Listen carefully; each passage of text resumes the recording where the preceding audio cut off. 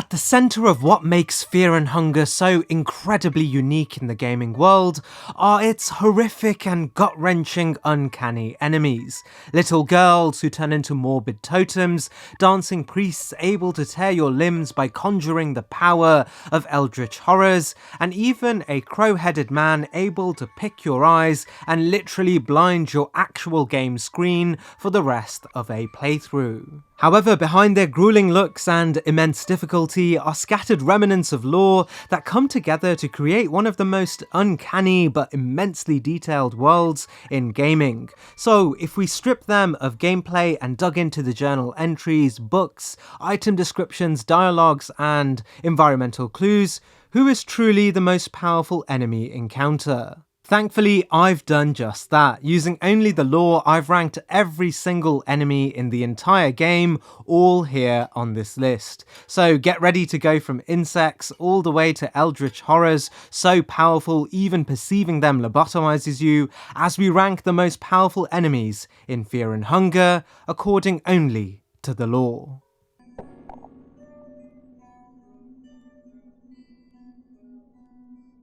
As a very interesting first entry, we have the Human Hydra. We learn as the extreme conditions of the dungeons of Fear and Hunger began to take its toll, and the darkness induced by the presence of the God of the Depths well below the dungeons started mutating and corrupting its inhabitants. A group of guards that once looked over the dungeons during its time as a penal institution for criminals within Rondon would dread what they knew were life-altering mutations.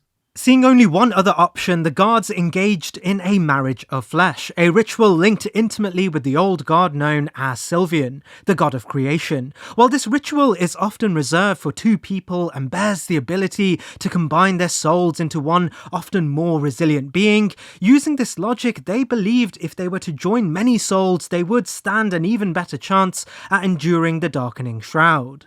Ironically, however, this combination of flesh would lead to arguably the worst mutation in the entire game, this of course being the Human Hydra, an assimilation of flesh warped into a ball, unable to move, left only with the harrowing screams of the participants, angry at the world for their current condition. As a uniquely harmless encounter in the game, the Human Hydra can only speak to the player, lacking any offense at all, leaving them to the mercy of the player alone.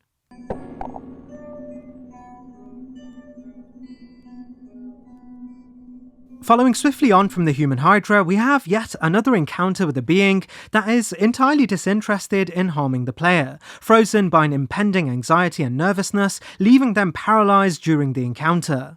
We learn directly from the new gods that the butterfly may have once been an ordinary human who conversed with a being known as the Cockroach King, convincing him he could assume the form of a butterfly through worshipping the God of the Depths, something relevant as the God of the Depths is entirely associated with insectoid creatures within the game itself. While the new god suggests this being is attempting to do an impossible task, we can actually witness one of these butterflies taking flight, suggesting they did indeed host the capacity to transform into butterflies. However, in the state we meet them, they are entirely harmless, not unlike a real-life butterfly. Clearly consumed by anxiety and nerves, they can only grumble in stress when attacked, and make no attempt to flee either. It's in this they could rank similar to the Human Hydra, but they are slightly elevated by the fact that they can theoretically fight back and have working limbs.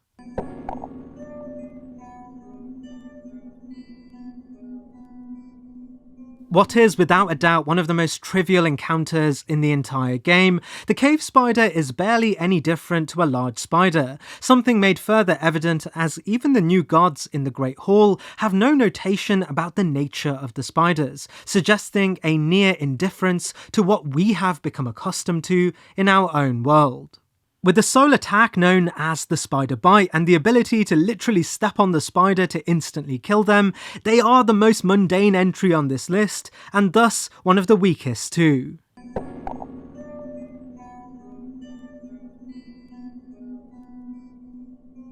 Alongside Francois, Nilvan, and the Tormented One, there was the Enlightened One, a man known as Voltiel. His ambitions beside his Fellowship contemporaries were less overt, however, as he spent the majority of his tenure buried in his studies. On Ascension, he would take full use of his enlightened soul and continue in the tradition set about by Betel, a former new god, and Nusra, continuing to build on the grand libraries of Mahabra.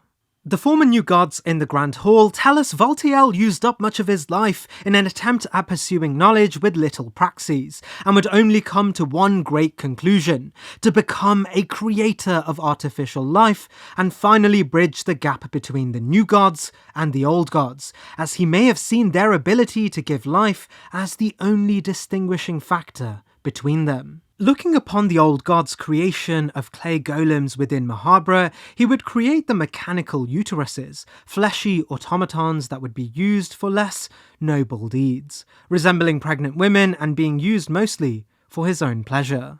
While the uteruses will have their own respective entry, we learn their pregnancies were in fact real, likely a direct result of Voltiel's action, and thus the embryos are in fact born of a new god and automaton. While we don't ever fight these embryos when they get older and may actually turn out to be more powerful beings on the virtue of Voltiel's lineage, we do fight them as infants, and as you'd expect, these infants are entirely unable to stand up for themselves. And from the context of the lore given by the new gods, there's more to indicate defects in the embryos which were caused by Voltiel's unnatural reproduction. Carrying tiny daggers, while they stand a much greater threat than any ordinary infant, they don't relay any enlightened powers you would associate with Voltiel, and are little more than short-sighted infants with blades.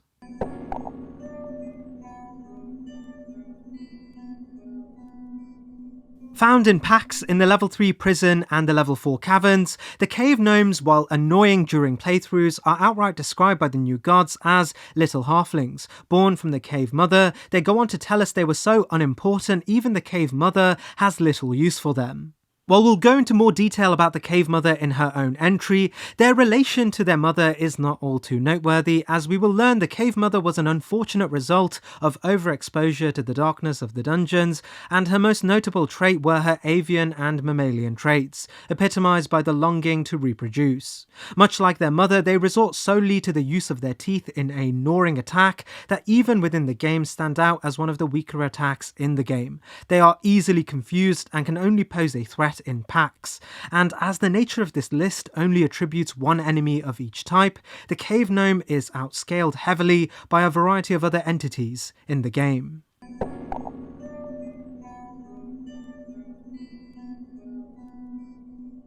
While the origins of the cave dwellers seem amiss at first encounter, we learn that they may have originally been human, not unlike our own player character, as once we ask them for their origin, they point at their own chest and right back at you, suggesting a mutuality. This also helps us understand how they may have come to resemble ghouls in the game, as we learn from the new gods that they were poor souls that were once stuck in the black because of a cave-in, suggesting they weren't ever prisoners of the dungeon, rather potentially cave explorers or miners that would be condemned to the mines below the dungeon due to a cave-in. This permanent darkness would change their physiology, relying entirely on cave moss for sustenance. They would regress to a primal means of production and organize their society in tribalism, adorned with rocks and sometimes spears and donning the frame of a being deep set in scarcity. As individuals, they are some of the weakest humanoid beings we can fight in the game.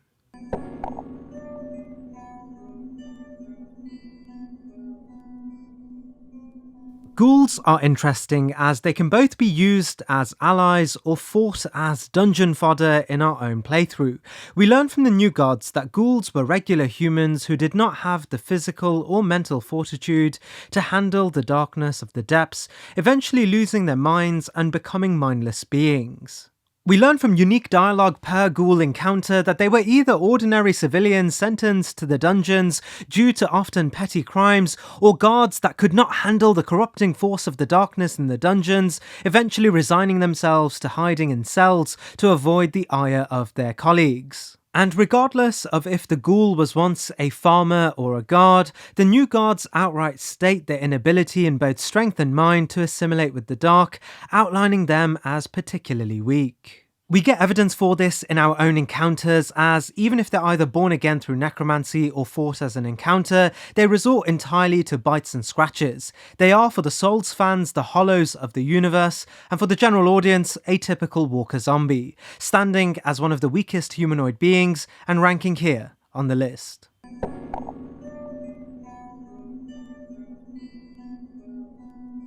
Moving swiftly on from the ghouls, we have an almost joint entry with the Bloody Man. The Bloody Man has no context clues from the new gods, but this may be intentional as both share an almost identical design. The distinction for the Bloody Man is that we encounter them towards the latter part of the game in the Tomb of the Gods. While we aren't explicitly told they too were victims of the darkness related to the God of the Depths and Shroud that overcame the dungeons of Fear and Hunger, it's very likely they are of similar origins, sharing the same attacks, same weaknesses, such as that of the dialogue option to instantly kill them through unveiling the nature of their necromancy. There could be an argument that they were distinctly stronger than the ghouls mentioned previously, as they were much closer to the God of the Depths and thus had to overcome a greater degree of corrupting influence before turning into ghoulish figures, and it's actually on this merit they rank a single peg above the ghouls.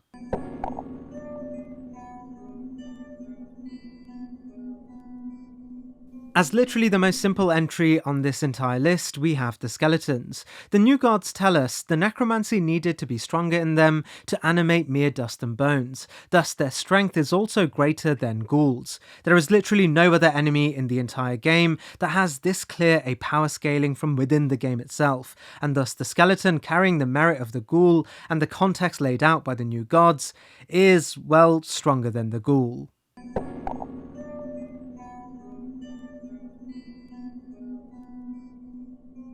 The moulded being's origins aren't directly told to us, but we learn from the new gods that its creation relates to a mockery of human beings, an act by a new god that sought to achieve the power of older gods through creation. From this, we can indeed clue this together to relate to Voltiel. Just as we mentioned in the Embryos entry, the male moulded and female moulded were yet another attempt from Voltiel to bridge the gap between new godhood and old godhood, as he saw their primary distinction being the ability to create other beings. However, we're told by the new gods that the moulded beings are likely most representative of Voltiel's limited understanding of creation, and thus may have been one of his more preemptive efforts at creating life, far before even the cyborg-like uteruses and Lord of Flies. We get further clarity on this by the characteristic lack of a soul these beings have, similar to all of Voltiel's other creations. With their arms wrapped into their skin, they rely entirely on throwing their bodies against us to fend us off, and the male counterpart has a unique, well, male attack too. While in the game the damage can be quite substantial, this is a lore-only video, and the gameplay may just relate to progression as they are encountered very late in the game. However, they are a hulking lot of flesh and remain alive in the desolate and harsh conditions of the void, and thus elevated here on the list.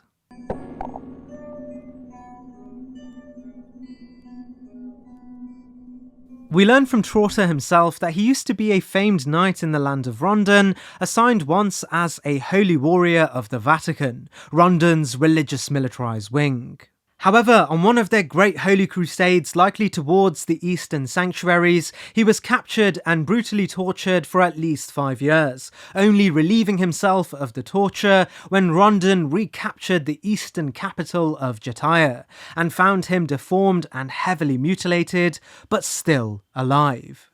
These events would enlighten Trauter to various methods of torture, something Rondon may have seen as worthy of reappropriation, as they would station Trauter in the dungeons of Fear and Hunger alongside Captain of the Guards, Rudimer, with the sole purpose of torturing criminals that would be placed there during Rondon's control over the dungeon as a penal institution. We'll go into more detail about Rondon and the dungeons in later entries, but it's important to note the dungeons weren't always a decrepit fortress of death, disease, and corruption, and were originally created as a means to house criminals from the land of Rondon. We learn Rudimer and Trauta wouldn't get along too well, but they tolerated each other. Trauta's tenure would be absolutely dreadful, enough so that his knowledge of the human body and the pain it could endure would pique the interests of the Vatican, and would eventually be used to create the penance armor, which is the best armor in the game.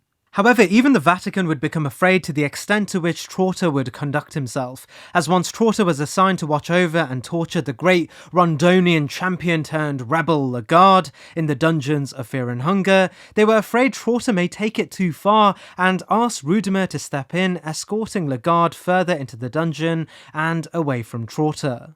After Rudimer's corruption due to the extreme conditions of the dungeons and the God of the Depths' influence, Trauta used his position to liberally explore the limits of torture, unbound by any oversight, and would eventually even turn his gaze towards the Crown Prince of Rondon himself, Lord Buckman. However, Trauta was not powerful enough to capture people on his own and does rely on our help to capture Buckman. Why this is made most clear after we face off against him, as in this battle it's clear despite being a previously great crusader for the Vatican, the torture he once faced by the Eastern sanctuaries has left him a shallow man, deformed and barely able to even swing his own dagger at us. The sole attack he's able to use is called Scratch, which, as the name suggests, is a flimsy attempt at poking us with his dagger, and if we destroy his left arm, he is entirely harmless to the player. This ultimately paints Trauta as one of the weaker humans in the entire game. However, Trauta's understanding of pain and his legacy as a great holy crusader does give him the edge over the other entries.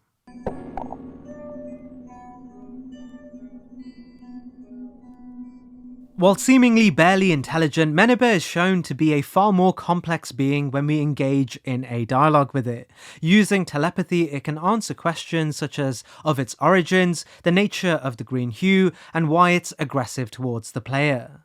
We encounter the Meneba in the level 2 basement, but can be found in a variety of other locations, shown to us as a somewhat mutated blobfish creature with 7 large tendrils. We learn from both the new gods and indications from our own interactions that Meneba originates from a place known as the Green Hue, a sort of primordial soup where the immensely powerful old gods would first emerge, but also many of the direct servants of the respective deities.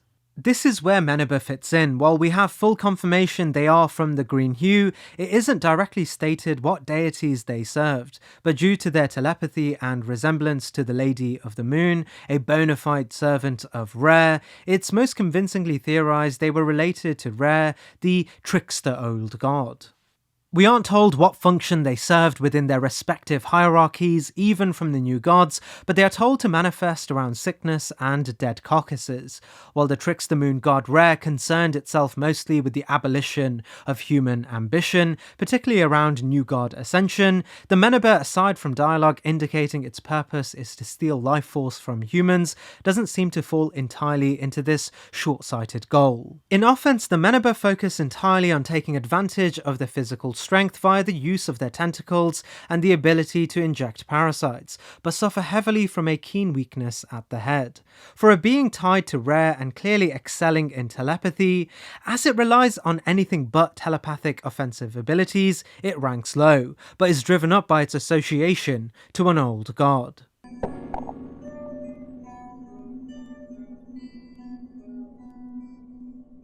If for whatever reason you skipped out on the Embryo's entry, it's worth going back to fully contextualize Voltiel's role in the creation of automatons.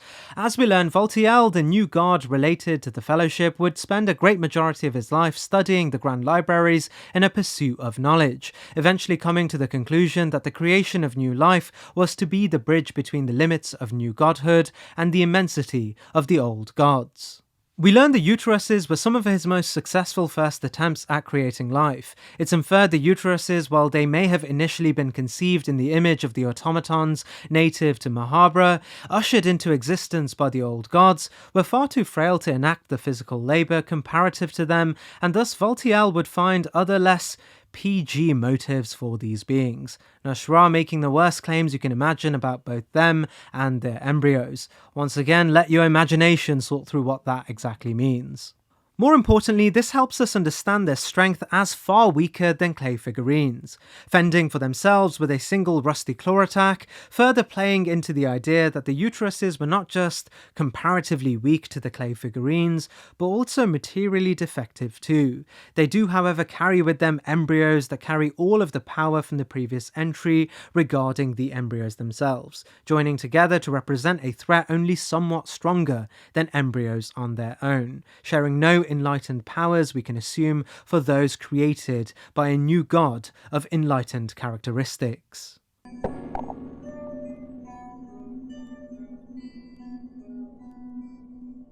The name being a dead giveaway, the Scarab is a being affiliated with the old god of the depths. We don't know if this is just another mutation caused by the god's dark shroud, but its place as both an insect and a being we can converse with when obtaining the mastery over insects makes this link clear. When spoken to, they refer to themselves as the original residents of Mahabra, no doubt missionaries that may have served the god of the depths during his true tenure there while the old gods were still its presiding rulers. Initially when fought, the Scarab are almost harmless, literally tickling the player or not attacking at all. However, if left long enough they can utilise an acid attack, something able to melt weapons. However, it's clear the intention of these beings were not to be a great threat and their strength lay in the element of surprise initiated by the unravelling of their shell. Their affinity to the god of the depths, despite being a being potentially conceived during his own reign, is not dissimilar to even the roaches born in its image. We do, however, know their acid attack is quite substantial, powerful enough that in certain instances it can be devastating enough to render even some of the greater knights heavily wounded, such as that of Sir Seymour, a member of Rondon's greater official forces.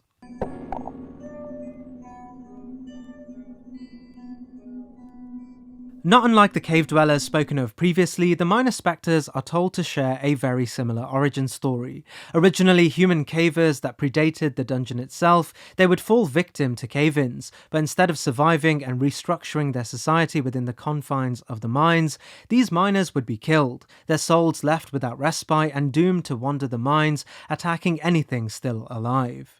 We learn ghosts, or the Spectre class of beings in Fear and Hunger, similar to the Spectre Knight and Assassin Spectre, cannot be harmed by physical weapons, and only magic or cursed weaponry is sufficient in damaging them. This spectral nature also works to our advantage, as it's entirely unable to physically harm the player too, rather relies entirely on its sole ability known as Ruin to degrade the player into eventually dying of a heart attack. This lends itself to being a difficult entry to truly list, as we get a variety of characters we can play as, some primarily using magic, others purely physical.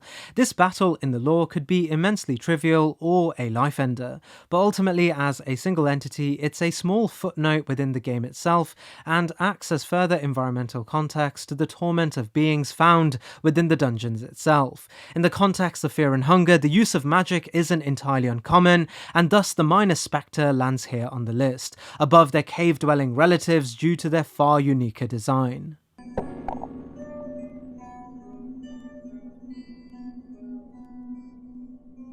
Only found in the past version of Mahabra, the origins of the Harvestmen are entirely mysterious, but this clue may suggest a joint heritage to the clay figurines, and thus association to the old gods. However, our biggest clue as to where they come from may actually be in their aesthetic and even their name. Clearly, they are spindly in design, similar to a spider, something supported by their name which relates to a real-world spider often characterized in a similar way. We know the only old god associated with insectoid creatures is the god of the depths, and this may have been one of its creations similar to the scarabs we can find in the contemporary area too. Unlike the clay figurines, and even humans to that respect, insects as a species are unique as we're not told the reason they were created by the god of the depths.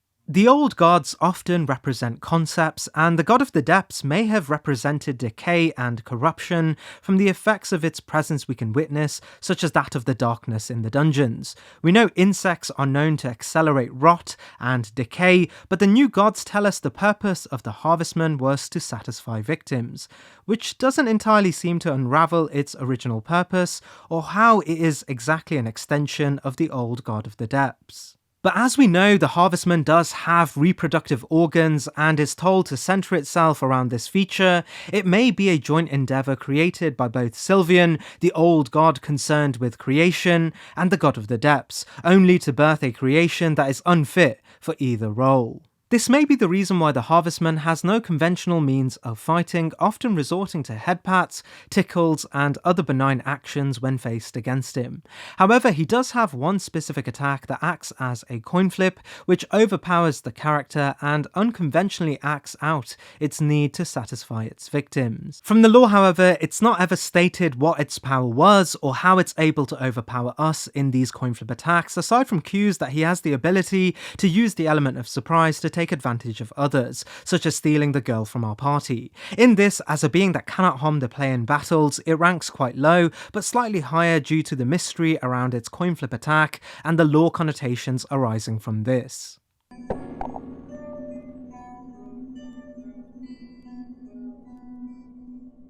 As was likely one of the most normal enemies in the game, the Jagged Jaw resembles a guard dog, inspired by the Irish Wolfhound breed, but far more aggressive than its wolf ancestors. This aggression is inferred to be related to the new god Francois, a member of the Coven of the New Gods known as the Fellowship, who ascended into deities in Mahabharata, only for Francois to relinquish his peership with the other new gods to act as a god of domination, with a self-righteous ideal of unification ruling Mahabharata with an iron fist.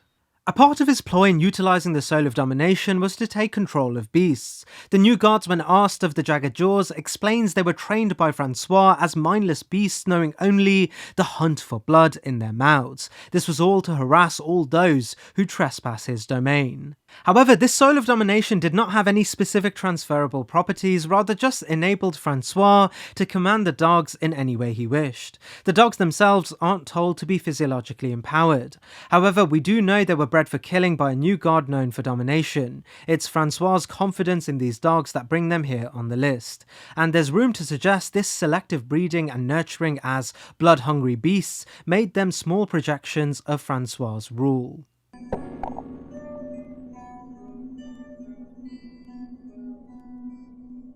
Born in Jataya within the Eastern Sanctuaries and orphaned very early on, Kihara would live his life making ends meet through petty crimes, notably thievery. A street urchin in his early life, he was in a constant cycle of poverty and would become intertwined with a crime network to get by. And as he grew older, this impoverished state would come to a head when he would become romantically involved with a woman of the oldest profession in the world, in the kingdom of Rondon.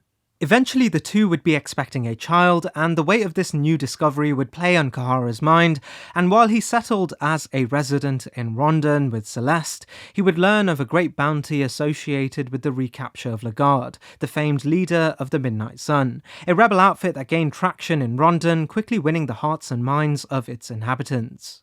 Despite knowing the task may be far too great a challenge for him, he saw no other option, as a future with his partner and their upcoming child would require greater means than they were able to sustain.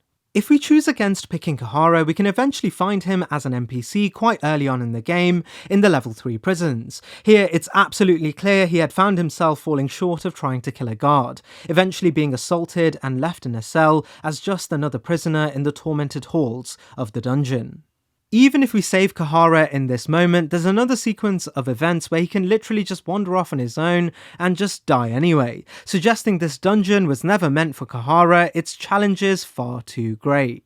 This self-destructive tendency may actually relate entirely to the soul he harbours, this being the unique Endless Soul, a soul described as one that makes you yearn for freedom and forces you to push your creativity to its limits, explaining why Kihara, despite being outmatched, sought the dungeons of fear and hunger to obtain a degree of financial independence and thus freedom in return. In our battle, we get an idea of why Kahara was so weak, as he relies on a very rudimentary use of his blade and literally still tries to steal from the player during the fight encounter, showing that he is most of all a petty criminal, not a battle-hardened warrior like his contemporaries. Canonically too, Kahara is not mentioned in the stories of Fear and Hunger 2, despite the existence of an ending where he returns to Celeste with a sizable treasure from Mahabra. This means he did indeed die within the walls of the dungeon, and just as the epilogue suggests, his life etched out of history as well.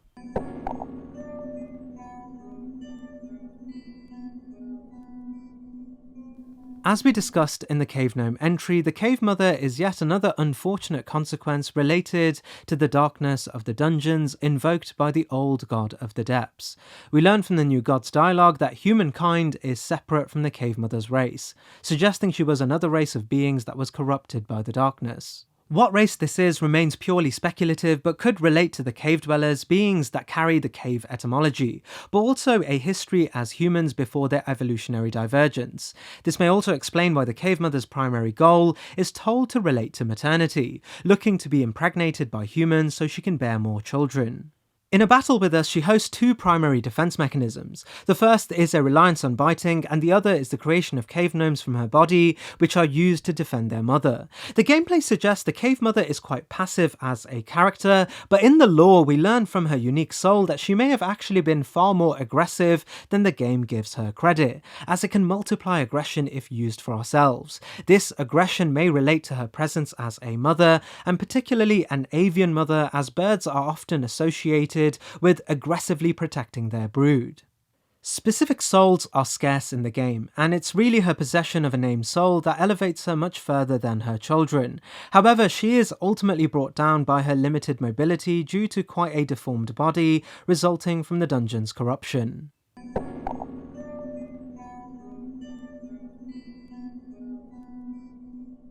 The gods hail from the nation of Rondon and the setting of where the dungeons of Fear and Hunger are based. Rondon is told to have once been a collective of warring nations that would eventually unify under a single flag. At some point, Rondon would consolidate their position as a hegemonic nation in the Western world, becoming the centre of knowledge, history, and scientific development. But amongst the more noble affairs, they also house the dungeons of Fear and Hunger, used by Rondon's monarchy to act as penance for convicted criminals. Initially, the dungeons were not unlike any other prison, as they had an acting bureaucracy formed to keep things under control. At the head of this institution was a man named Rudimer, a captain and overseer. And while Rudimer's entry is for later in the list, we learn the dungeons were either unfortunately placed above the traces of the God of the Depths, or by the virtue of the sheer depravity and squalor conditions, it would contribute to the material conditions for the God of the Depths' presence. While we'll save the story of Captain Rudimer for later, we learn the guards would succumb to a madness that would drive them to commit horrors against not only each other, but also the prisoners too. Their bodies morphed in muscle, characterised by their insatiable lust and physical strength. Ironically, the guards would continue to act in their old capacity, but instead of being driven by duty, they were driven by the chance at sadistically torturing intruders. When asked of the guards' nature, the new guards tell us the guards were overwhelmingly powerful in physical strength. Descriptions of this nature given directly by the new gods are rare and carry merit purely on this alone. This is, of course, further reiterated by the nature of the guards holding the most prominent uncontested presence within the dungeons, especially in the early stages, and thus they rank here on the list.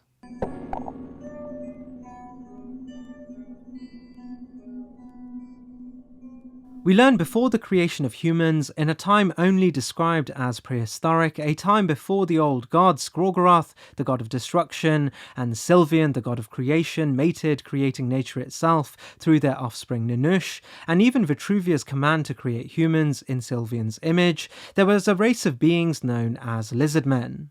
Only being predated by the old gods born from a primordial soup at the beginning of time itself, the old gods looked towards these lizard people and sought their subservience. Eventually, the old gods would create figurines that would build a city in their image known as Mahabra, a bona fide city of the gods. The lizardmen would populate this city and would seek to take their reverence to new heights, seeking ascension and thus proximity to their rulers. This would eventually lead to the creation of the Golden Throne, a means for those that could prove themselves as worthy to transcend their plane of existence and become gods themselves.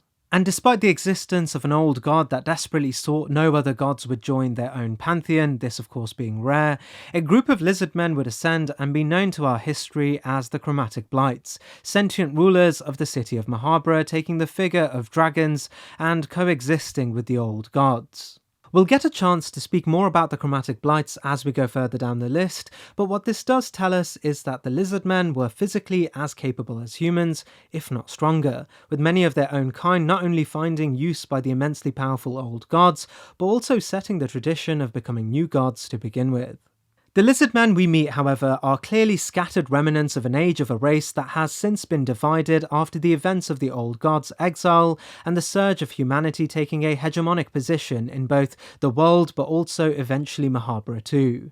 In the current timeline of Fear and Hunger 1, we know Nusra, specifically within the Blood Pits, may have actually made use of the Lizardmen. Nusra, being skeptical of all of those deemed lesser than him, pays credit to the physical power Lizardmen may have had to be used in proxy to exert his influence and ultimate goal of confronting the gods, something he even relates to the player, suggesting he will reluctantly take us on as apprentices for the very same reason. Playing into what we can assume is their greatest strength, their physical force. When tying this into the potential of their race sharing adjacency to humans, even formalizing themselves as new gods of their own era, we have formidable knights that stand as tall as humans, but likely with a bestial edge, exemplified best by their wide range of attacks, including a tail whip.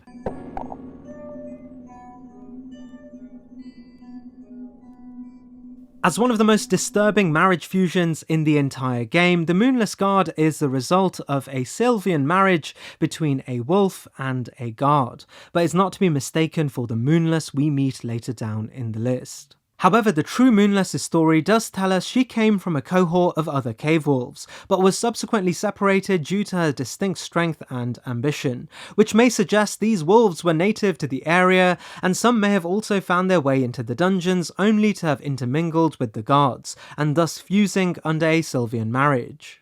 The act of Sylvian marriage is said to be a ceremony or ritual of flesh where two willing participants engage in this ritual to combine their souls and eventually become anew, often born stronger due to this assimilation.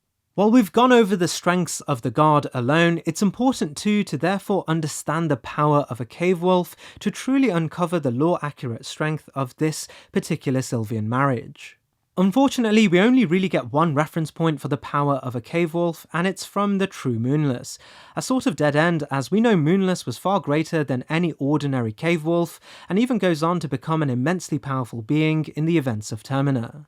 That is to say, there is room to suggest the combination of a cave wolf with the guard does share some similarities to the true Moonless through its ability to use Gaping Mouth and Devour. This distinction in power may be the reason why there is a chance in any playthrough that two Moonless Guards can be found amongst the Cave Dwellers, having killed the Cave Dwellers in their village, marking the specific barbarity and distinction amongst their regular guard contemporaries.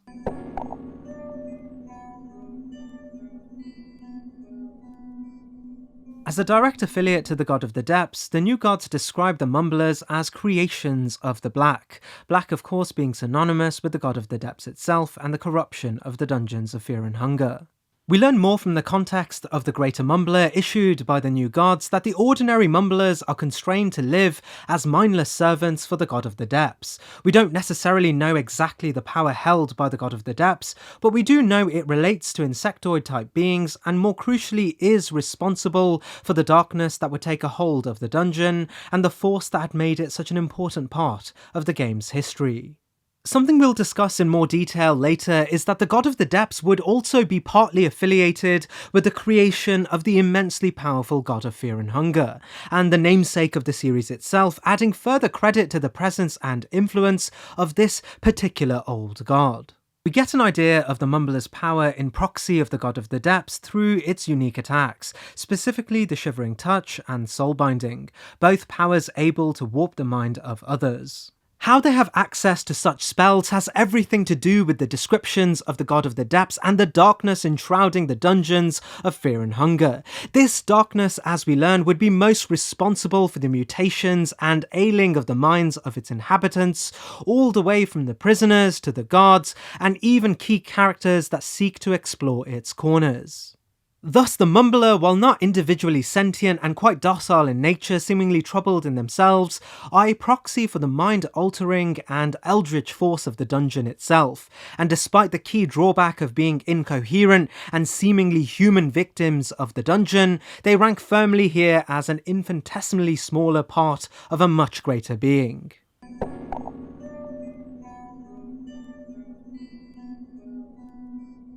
Battered and bruised, we can find Sir Seymour early in the level 3 basement. We learn quickly that he was a part of a mission from Rondon to salvage the dire situation the dungeons had come to inhabit, and more crucially save Captain Rudimer.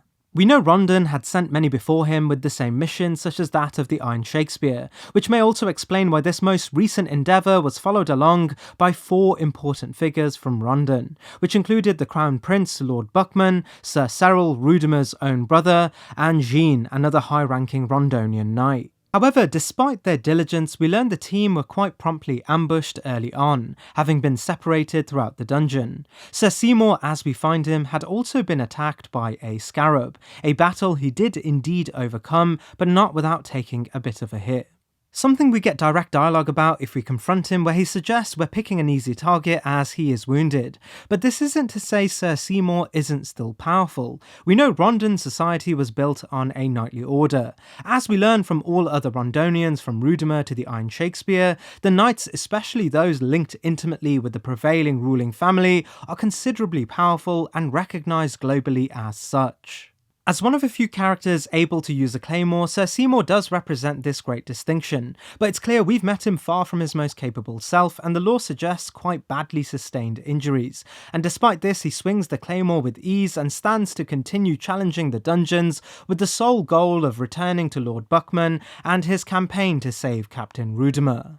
By this point too, Rondon may have already been quite aware of the fact that many of their previous great warriors sent to the dungeons had already been killed or corrupted by them. Rondon was anything but uncalculated and may have perceived Sir Seymour as a crucial piece in finally restoring order to the dungeons, or at the minimum bringing Rudimer home.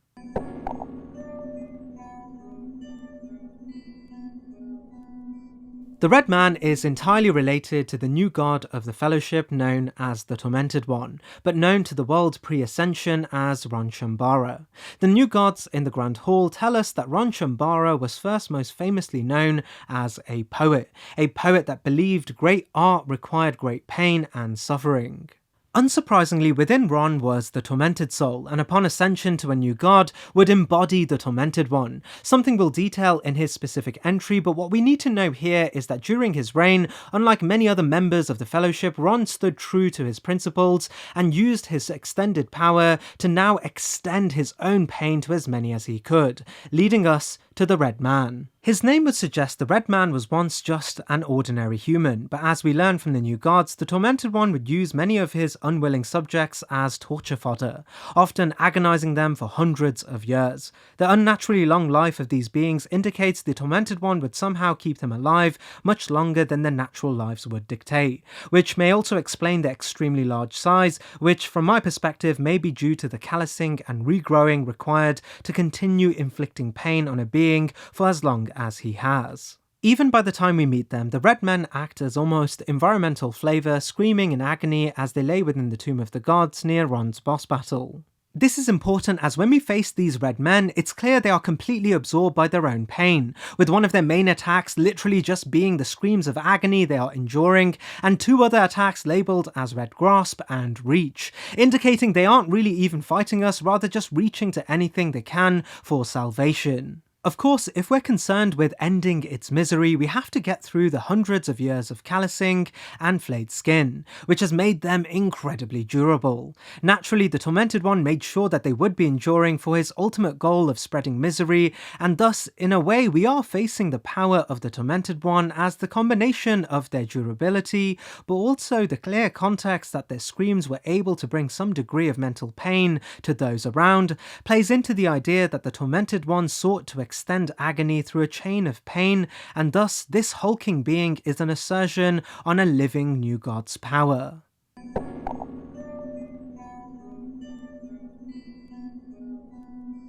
The primary distinction we learn between the ordinary guards and the elite guards is that they are specifically told to have retained greater rank beside their more ordinary comrades. This rank was symbolised through the presence of two red feathers, the red representing the ritual of soaking an ordinary white eagle feather granted to all squires in blood, the blood related to excess victory on the battlefield. As mentioned in the Guard's own entry, the nation of Rondon had conflict sown into its very inception and history. Originally a collection of conflicting tribes, and later a belligerent nation that often found adversity with neighbouring nations too. Rondon's knightly bureaucracy was crucial to the social structure of the kingdom for this very reason. We even know great factions of knights would emerge from here, including Lagarde's very own Knights of the Midnight Sun. We learn the Knights of the Midnight Sun in particular had the crest of a blade and an eagle, and as we learn the elite guards came from a knightly tradition related to eagle feathers, this may suggest the relation between them and the immense influence of the Knights of the Midnight Sun too. It's clear the elite guards carry the merits of the more normal counterparts as their physique is not entirely dissimilar to the usual guards, but they also have the edge of utilising a clear mastery over a wider range of weapons from morning stars to blades. This proficiency would give them a clear commanding authority even amongst the corrupted guards found throughout the dungeons, often being present singularly per floor to indicate their authority. Acting as one of the harder non-boss battles in Fear and Hunger, they firmly stand strong on physicality alone.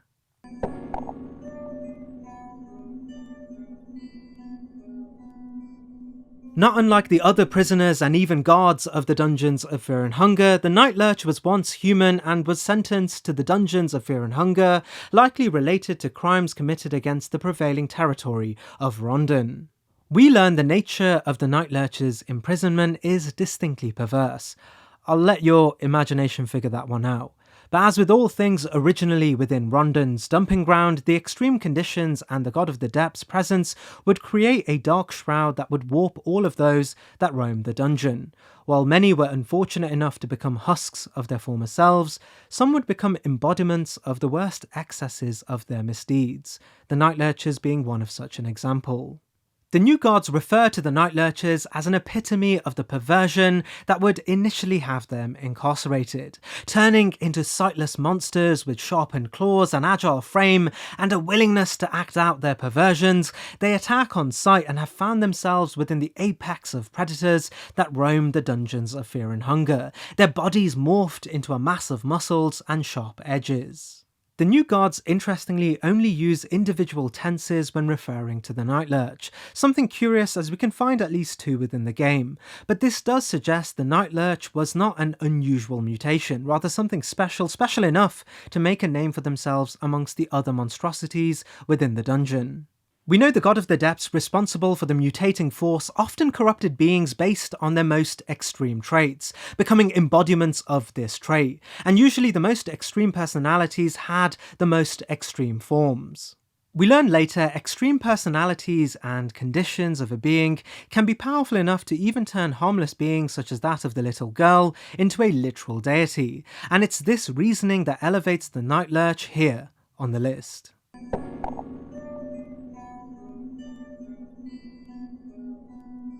Thus far, we've spoken about Voltiel's goal of creating life in order to bridge the distinction gap between the new gods and the old gods. While we know the creation of uteruses, and even embryos for that matter, were his first attempts at this, we also learn aside from the creation of uteruses, he would also accidentally create the Lord of Flies, which may have been a result of his later attempts at creating an entirely fleshy race, possibly looking towards Sylvian and Vitruvia for inspiration. Much like his other creations, the Lord of the Flies cannot project the power of its creator, as it's entirely reliant on physical attacks. However, this isn't to discount the sheer power of the beings, as it's clear despite being few, they have taken up a dominant position within Mahabra, often seen carrying around intruders and taking them to jail, something we ourselves can become victim to if we fail their unique coin flip attack, where they immediately knock the entire party unconscious and take us all to jail too. Almost like the guards of the dungeons, but clearly a representative power step up relative to the eldritch nature of Mahabra when compared to the dungeons. Thus, despite being an accident, they have cues to indicate they may have been some of the more physically capable regular enemies in the entire game.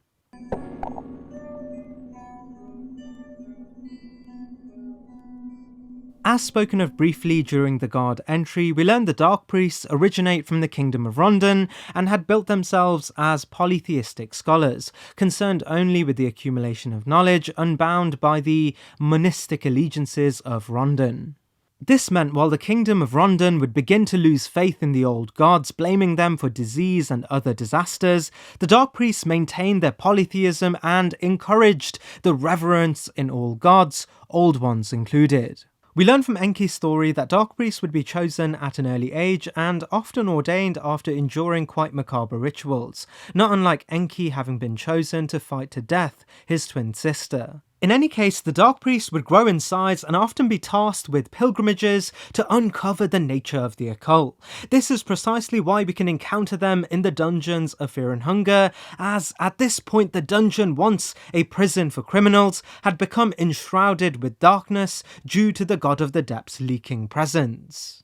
These extreme conditions would be rife for many Dark Priests to journey here on their own pilgrimages, but also acted as perfect grounds for them to experiment with low-life prisoners without fearing the law and ideals of Greater Rondon.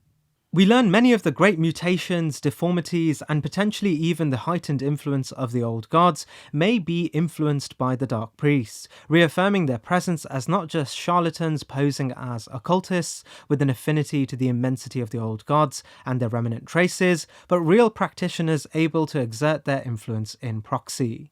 In the gameplay, we get insight into this, as beside their more mundane attacks, they have a unique coin flip attack relating to their harmonious humming that can cause an instant game over. And while gameplay is disregarded for this list, it's an important cue that reaffirms their unparalleled ability to command the traces of eldritch powers.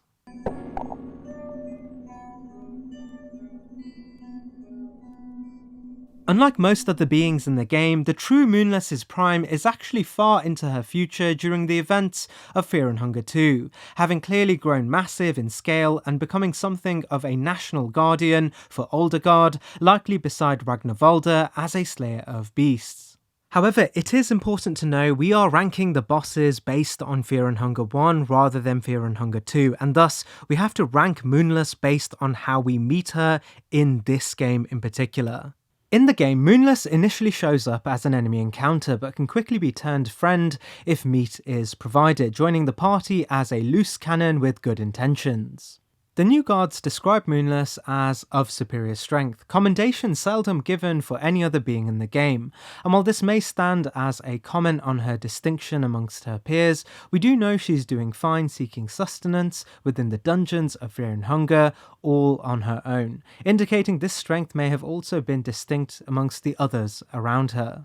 Canonically, we learn Ragnarvalda, a character weary of others but prided on strength and resilience, took her under his wing, a further commendation on her superiority in a general sense too. If brought into your team, she has one of the highest agility scores in the entire game, able to often use extra turns in combat, suggesting key to her power was her agile movement and relentlessness in combat. When we look into her future, and specifically the encounter with Moonless in Fear and Hunger 2, we learn during her time in the first game and beside Ragnarvalda, she may have triumphed over the Assassin Spectre, indicated by the Eastern Sword being present in her body. We also know Moonless in Fear and Hunger 2 has another weapon in her body, arguably the most powerful of them all. This of course being Miasma, a sentient weapon found deep in the dungeons, once again affirming some sort of victory over a champion that gathered this weapon in the dungeons. However, it is also suggested Ragnarvalda had a hand in aiding Moonless, so we can't necessarily equate these victories as those of her own, and thus Moonless on these merits ranks here on the list, still in her infancy when speaking on the power she would one day become.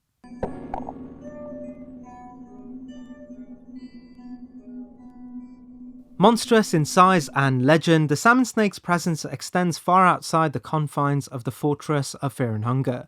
We know various cultures look towards its essence as a powerful tool in their own civilizations. We learn from Fear and Hunger 2, Oldgard, a tribe to the north, would even craft runes from its soul as keepsakes to prevent fatal ailments. And this may not be the only civilization to do so, as we learn the salmon snake may well be an extremely primal race in the world, and from aesthetics may be an evolutionary divergent from the lizard people, or even potentially a mutual descendant from a much older common ancestor. And while we don't hear much about the other primal animals of the world that lived alongside the lizard people, the salmon snake persisted in time mostly due to its incredible resilience to both nature and predators. Of course, we don't have to only rely on the stories, as its presence can be found deep into the mines, in an area ominously filled with water and rotting corpses, where we can fall for a trap where the true-to-life salmon snake emerges, ready to turn us into its next round of sustenance to preserve itself in a place bereft of life. Much like other primal life forms, the salmon snake relies entirely on its physical heft and large size to overpower its prey, headbutting and smashing us with its arms to prepare us to be its next meal, something that may present itself as trivial if it wasn't for the salmon snake's monstrous size, something made even more apparent by its naming convention, as salmon snake is a literal translation from the Finnish word of dragon in English, and when our own sprite is held up against the salmon snake, even just its upper torso eclipses our character's frame, making it one of the largest and heftiest bosses in the game. However, with size also comes disadvantages, as there is a reason why most of its attacks can either be too sluggish to even engage, or require some sort of charging up to actually engage, the latter most relevant to its special coin flip, where it can instantly consume the player. On defeat, it drops the Salmon Snake Soul, the most durable soul in the entire game, making a majority of the game's debuffs redundant, further evidence why the Salmon Snake could grow so large and survive so long in a place redundant of both nourishment and peace.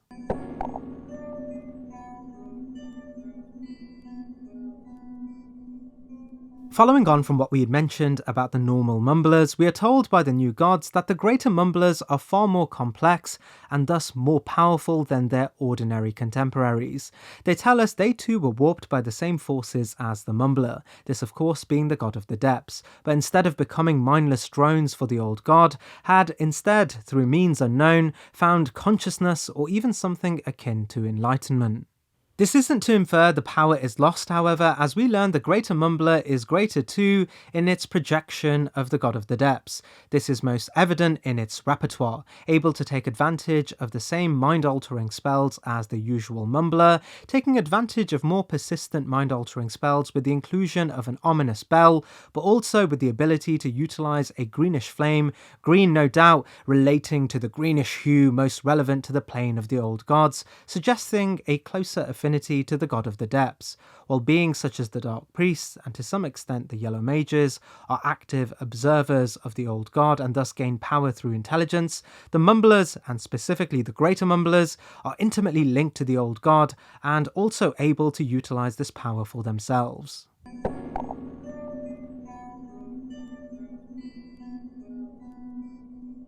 The new gods tell us the Body Snatcher was once a grave robber that would eventually seek out the dungeons of Fear and Hunger in an attempt at looting the untouched valuables found deep within its depths. We learn the Body Snatcher in this original capacity would actually make his way through the dungeons all the way to the Tomb of the Gods, only to find himself trapped in a sealed room. Before we go further, we know traversing the dungeons of Fear and Hunger require incredible fortitude and ability. From both games, we learn the dangers of the dungeons were known widely, and many of those that ventured even remotely into the dungeons would not make it out alive. As the Body Snatcher was able to traverse down to the Tomb of the Gods, it immediately offers a degree of credit, making him a contemporary to some of the most capable adventurers in the entire game. We learn the only reason he never made it out was due to a trap rather than a living obstacle. However, this event would not spell the end for him, as we are told he would desperately turn to the nearest, most influential trace of an old god, this of course being the god of the depths, for salvation. However, as we learn, the god of the depths was rarely ever so altruistic and would instead offer salvation by mutating the body of the body snatcher into a wretched insect-like creature condemned to the halls of Mahabharata to endlessly and ironically seek out fresh bodies to steal. This is precisely where we meet him, taking on a spindly form and utilising a variety of darts to take down the player. These darts carrying a plethora of deadly toxins, paralytics, and with each arm taking advantage of a different type of poison. While this mastery over a variety of deadly darts add great dynamism to the body snatcher himself, it's ultimately the story of his prowess in traversing the dungeons and only finding an end at an unfortunate trap that suggests the body snatcher was far stronger than a great deal of other characters. We can have a variety of enemy encounters near Mahabharata, but rarely do we encounter someone or something who isn't native to this area and has actually gone through the same journey as we have to get there. We can find a variety of characters stuck in early parts of the dungeons, notably characters such as Kahara, who wouldn't be able to make it past the third level of the prisons. Naturally, there is a degree of luck involved too, such as the ability to have dodged certain encounters such as the Crow Mauler and a variety of other threats, but regardless, this alone ranks the Body Snatcher here on the list. And in another world, he may have been another character we ourselves could have played as in the beginning.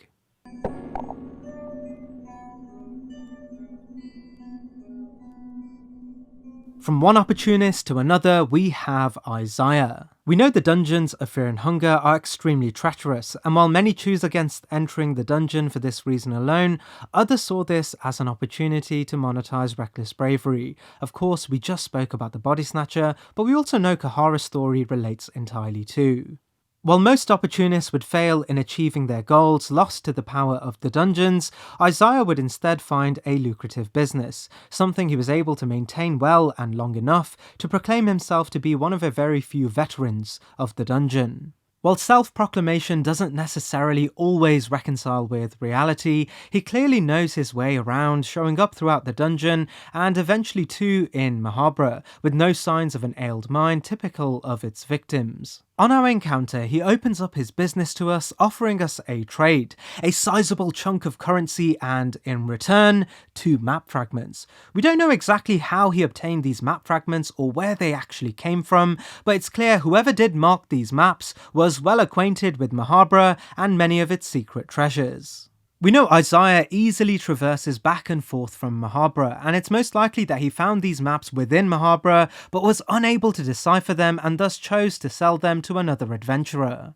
This ends up being a triple win for Isaiah, however, as if you purchase the maps, he stalks you waiting for you to solve the riddles, accumulate the treasure, and then ambushes you to take it all from one place. But more importantly for Isaiah, he holds a final map, which clearly labels its treasure as that of the Great Crown of Mahabharata's Lost King, a treasure even Kahara acknowledges as life-changing generational wealth. He may have witnessed the player solve the maps and gauged the methodology and thus sought to solve the final most important map with this knowledge. This plays well into his key piece of dialogue that asserts, "It's a dog-eat-dog world, I don't take risks," which also gives us context that his ability to stand as a veteran of the dungeons may actually lend itself to manipulation, evasion, and taking advantage of every situation he can. I didn't intend for that to rhyme actually, but good coincidence, I guess. Leading us perfectly to how powerful he actually is, as when confronted he dons a covered garb, hiding his identity but also a blade under his cloak. No doubt many unassuming people have fallen victim to its sharp end. Interestingly too, his other arm is clearly deeply infected, and this infected arm doesn't really resemble anything related to the darkness of the dungeons, and may play into the stories of contemporary Rondon having to endure a plague they ended up blaming the old gods for. Unable to wield anything else here, he relies on punching with this arm, which intentionally or unintentionally also acts as a vector for the very plague that infects his body, adding extra dynamism to this fight. In the game, this plague coin flip literally does nothing, but it does state the player has been infected, which is ambiguous even in the lore, as we don't really know how fast or dangerous this Rondonian infection actually is. And in summation, while he may be telling the truth that he is a veteran of the dungeons, finding the ability to navigate the dungeons and even Mahabra with ease and without corruption, this is slightly dulled by the context of his sneaky nature, but ultimately still ranks far above others who find themselves lost to the power of the dungeons, testament to Isaiah's resilience.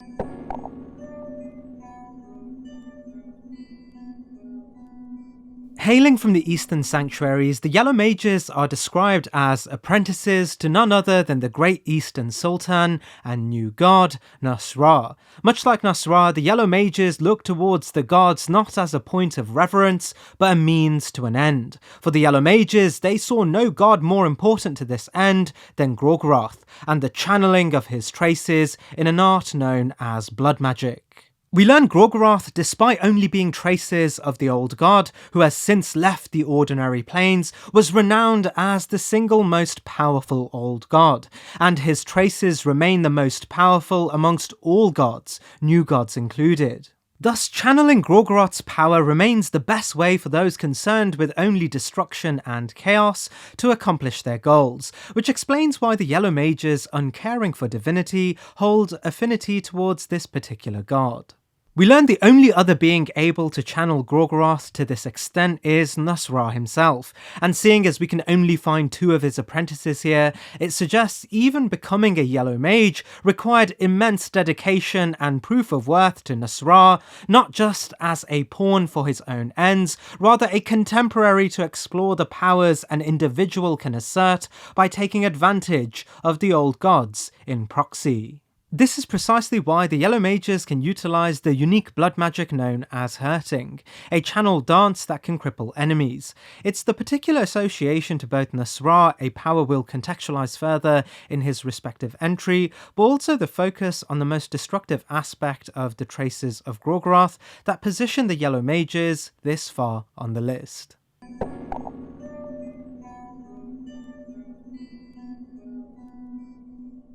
As one of the hardest early game enemies we can encounter, Iron Shakespeare is described as having been sent to the dungeons of Fear and Hunger after the events of Rudimer and his men's corruption at the heart of the dungeons. As we've learned, Rondon was a region known well for their warrior class of people. Of course, we've brushed on Rudimer's own great power, and the power of the guards and elite guards too. Knowing this helps us understand the faith they must have had in the Iron Shakespeare, as we learn he was sent alone to the dungeons to bring order back to the fortress. As Rudimer and his men were once Rondon's own, it assumes Rondon may have had faith that the Iron Shakespeare held enough great power to settle the corruption and disorder of the dungeons, all on his own. This isn't surprising either, as the Iron Shakespeare is a huge being armour-clad with massive weapons, and may have once been a warrior hero of Rondon known for his great power, which explains why he uniquely holds a soul that drastically increases the defense of the player. We know distinct souls are associated with distinct people, further reinforcing the notion that he may have well been able to subdue Rudimer and his men all on his own. However, we learn before he even got the chance to do this, the chaos and darkness of the dungeons would inflict his mind quickly. Eventually, he too would lose his mind and be left to join the other corrupted beings of Rondon within the dungeons, aimlessly defending the fortress. In our encounter with him, he stands far taller than his peers in the same zone, setting his weapons aflame and bashing the player, able to destroy bones and setting alight the entire party with ease. On the merit of Rondon's assurance in his power when facing another great Rondonian knight, being Rudimer, he fittingly stands here on the list.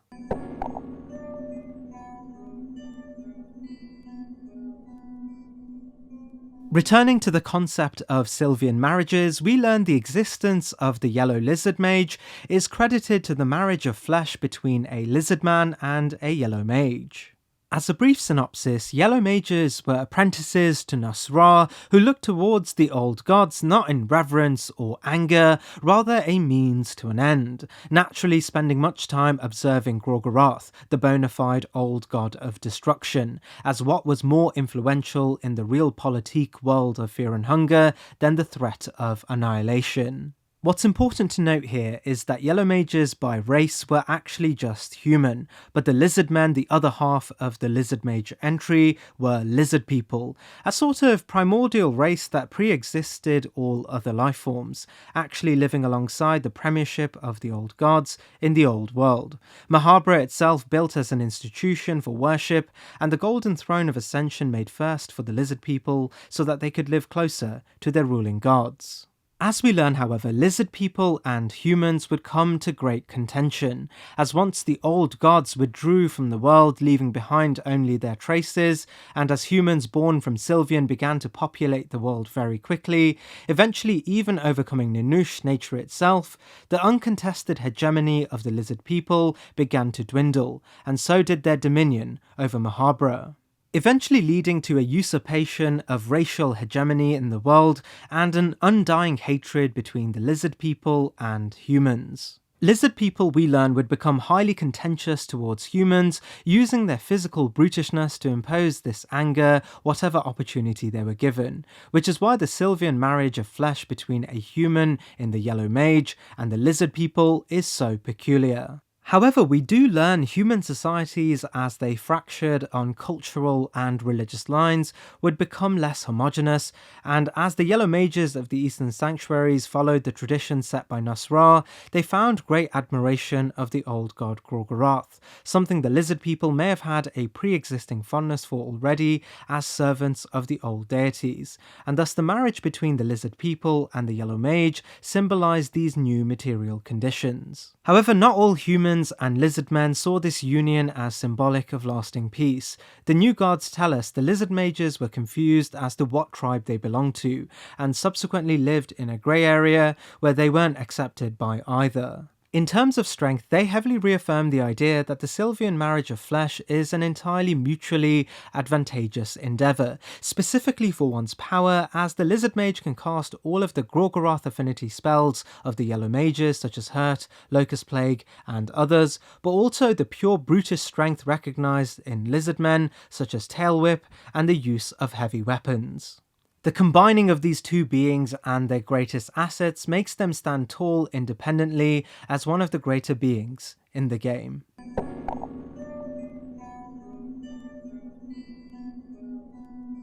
The Old Knight is an interesting entry, as despite his ambiguous name, we learn his story started not dissimilar to our own player characters. He too was a man who once ventured into the dungeons of Fear and Hunger. The new gods tell us he was once a virtuous knight, which may indicate a relation to Rondon and the moral authority built on the worship of All-Mer that entrenched their religious practice.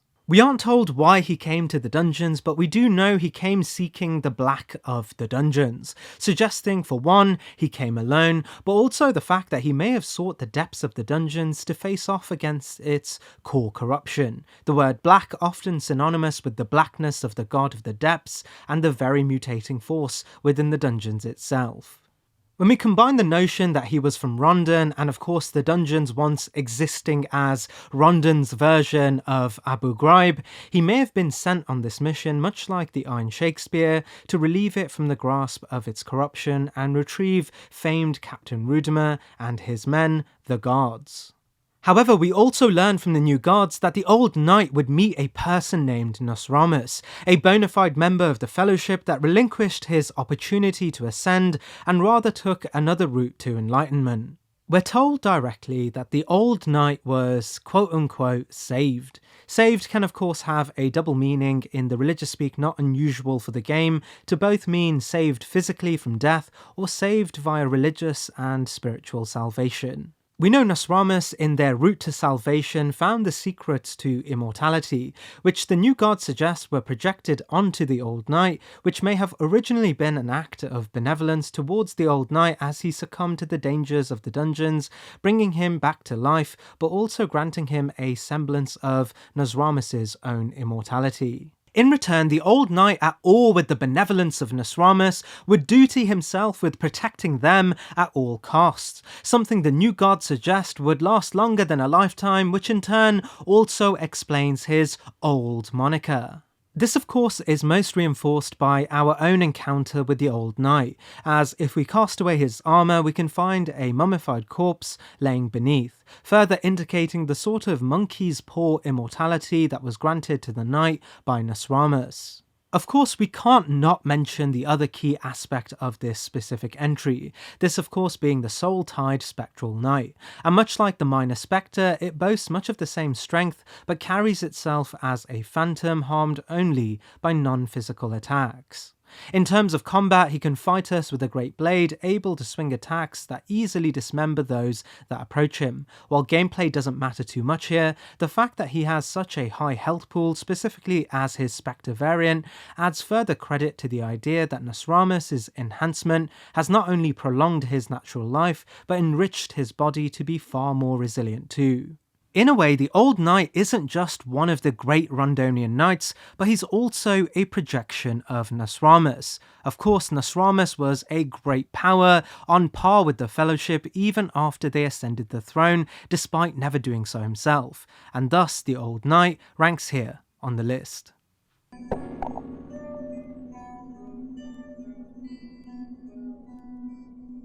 The land of Edo is only mentioned a handful of times in the game. We learn their place in the narrative of the world often pins itself against the belligerence of another nation, this of course being the Eastern Sanctuaries. During the 8th century, the Eastern Sanctuary, on a quest for expansion, would look towards Edo as the next target. However, the Edoans, extremely skilled swordsmen, would fend them off, and eventually the reigning sultan known as Nasra would find deep admiration for this resilience, and the Edoans that were caught during these battles would find recognition within the Eastern Sanctuaries, and eventually create an unmatched warrior class known as the Jasamurais. However, we learn from the second game that the Edoans seldom left their own territory and often remained within their hermit kingdom, but one day an Edoan assassin would find himself travelling to Rondon and then the Dungeons of Fear and Hunger to test his own mettle against the dangers of the dungeon, seeking triumph over the darkness. However, as we learn, this darkness was far greater than just a measly madness.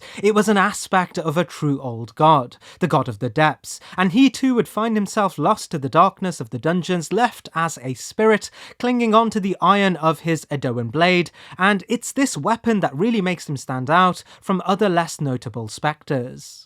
As we discussed in the Spectre Miners entry, spectres are associated with a being that died lost and at odds with the unfairness of their conditions. However, the assassin is not so self-loathing. In fact, we learn from the new gods that despite being felled within the dungeons, the sheer determination and iron will represented by his iron blade granted him a second life, one where his blade remains true and his presence a deep reminder that the greater world outside the narrative of the hegemonic nations have deep cultural influence, an influence that has found its way to the very fabric of a place that would define the coming era of the world hitherto. In this battle, we face off against this aspect of Edo, the pinnacle of a warrior class that even Nasra could not help but find deep admiration for. Despite this enemy being not massively challenging, in a way this master Edoan assassin, by transcending into a spirit, has manifested himself as a force to be reckoned with.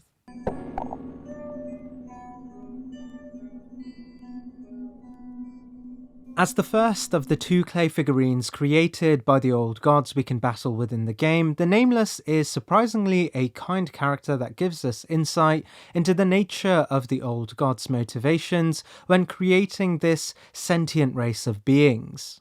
The Nameless has one singular duty: to act as a final defense against any of whom that wish to ascend the Golden Throne and embrace new godhood.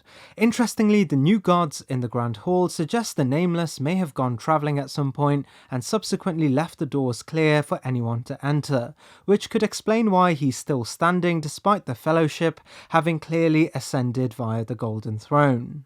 He's referred to us as a fool, which may actually just relate to him being unable to fulfill the one goal the old gods had chosen for him by travelling away. But there is some grace we can give him, as he clearly feels the years and years of isolation as mind-numbing, something he tells us directly when speaking to him. It could also be related to the fact that the Nameless may have lost his legs at some point. Whether this is indicative of having been defeated before or a result of his travels, we'll never know, but it does mean he may not be the prime force he was originally intended to be by the old gods upon creation, which may explain the difference in stature between the Nameless and the Old Guardian, suggesting the Nameless may have once been as powerful as the Old Guardian himself. Regardless, he still stands, or should I say crawls, as the primary guard between us and the Golden Throne, ushering us towards capturing the great souls related to the Ascension, and finally as a boss to prove at the end that you are able to take on the gargantuan resilience required to ascend to godhood. In this battle, we also learn that clay figurines weren't inherently fueled by the power of the old gods and relied entirely on their physicality to fight us, which is still relevant to the old gods, as we know the old gods created the figurines with the goal of conducting enormous manual labour to build the monolith Mahabra is known to become. We aren't told what other challengers there would be that would lose against the Nameless, but he does mention there hasn't been a challenger in eons. As it's clear he has become somewhat shattered and broken by the time we meet him, we are not fighting against a prime labourer of the Eldritch gods, rather a remnant of Mahabra's history personified by a figure seemingly made of the same stuff as Mahabra's architecture. In this, it's not hard to see the Nameless as a part of the power Mahabra is today, a pinnacle of its defences and inhabitants, built in the image of the old gods themselves, but such is the legacy of the old gods, the aptly named Nameless is yet another insignificant trace of their presence.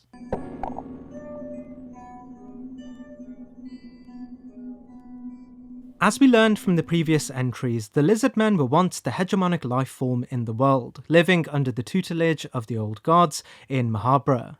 Of course, we learn one day the old gods would create the Golden Throne so that some extremely capable Lizardmen would ascend into new godhood, this of course to be closer to their rulers. While we know of one cohort of Lizardmen that would take this mantle known as the Chromatic Blights, further explored in Fear and Hunger 2, the existence of Blights within the Void indicate many other eras of New God Lizardmen also existed.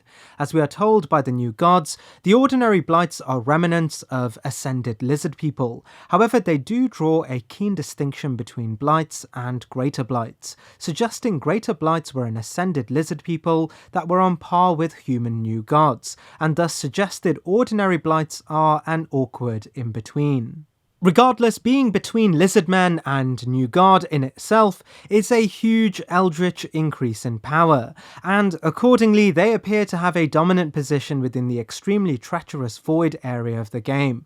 Standing only beside their greater variants, you would be excused for assuming the territory was their own. However, much like the Greater Blights, we're told their forms within the Void are not the prime of their power, they are not the great deities they may have once been, and much like the perished new gods of our own world, their existence in the Void may not be dissimilar to the Grand Hall, a sort of afterlife where they spend the rest of their time. In this form, however, we can't mistaken the power that they do wield, as we learn ascended lizard people at their zenith resembled great dragon rulers, and the pterodactyl blights do host flight and great empowered limbs, able to rain down great force to lesser beings, as what is described as potentially one of the most powerful and dynamic physical threats in the game, evidenced by their persistence and dominance over the Void, they rank here on the list.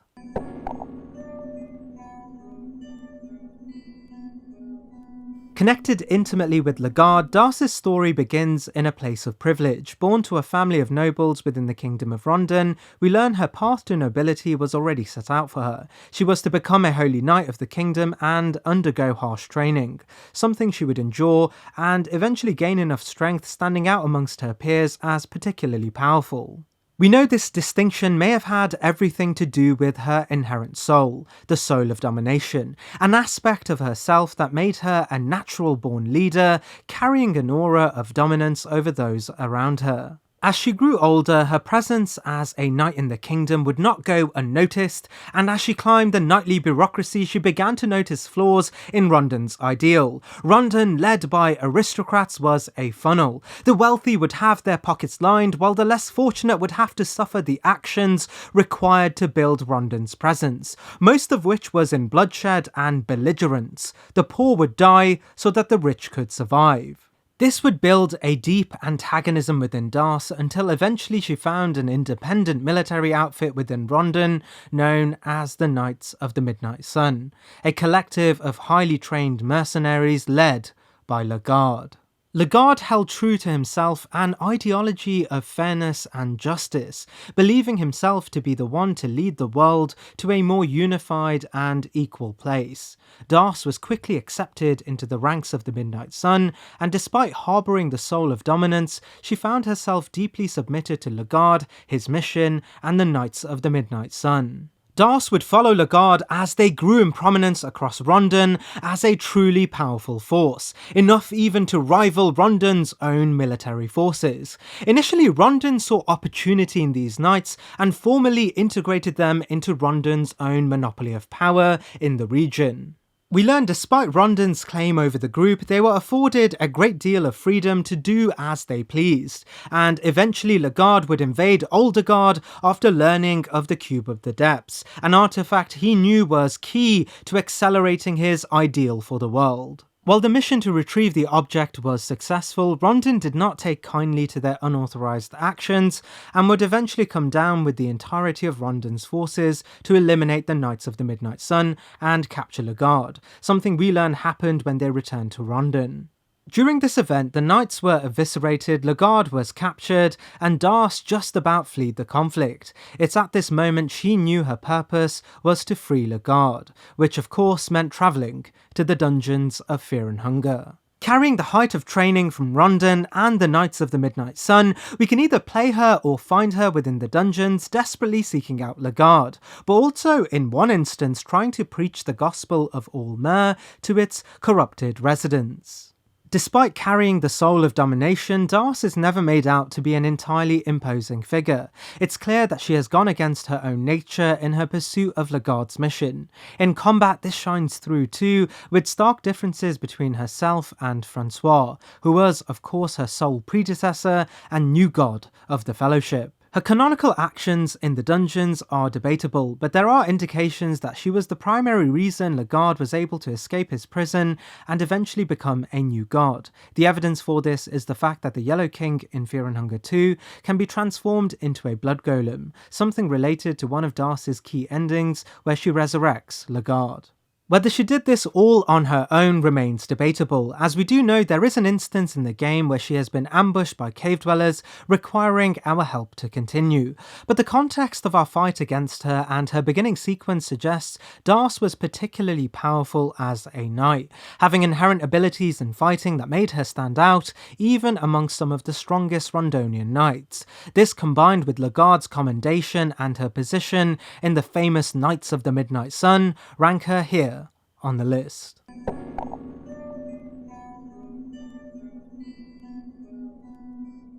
As what is likely the Great Gorgoroth's most powerful servant even when compared to the Yellow Mages, the Black Witch is not only an observer of the great deity of destruction, but someone who is told to have been consumed by his presence and lives as a direct servant to his cause. This closeness to the old gods can be seen in our own encounter with her, as we can initially face her in a pocket dimension, where she can teleport around summoning upon a ritual circle, which is directly related to the old gods. In this pocket dimension, told to have been created only by her, she eventually confronts the player wielding a ceremonial weapon linked to Gorgoroth, and the ability to use one of the most powerful and intimately aligned spells of the God of Destruction, known as the Black Orb.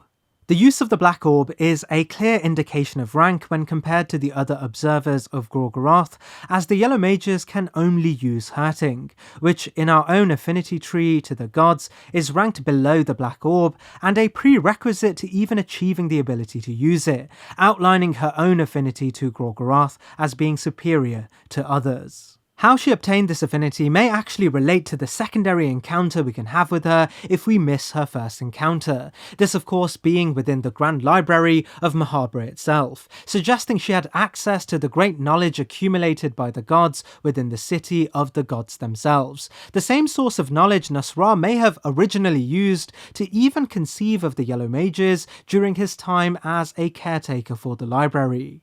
As discussed earlier, Gorgoroth is without a doubt the most powerful old god, described as the concept of destruction and chaos itself. As a being that came so close in affinity to this god that her soul itself manifested an aspect of his power, she ranks far higher than the gameplay may suggest.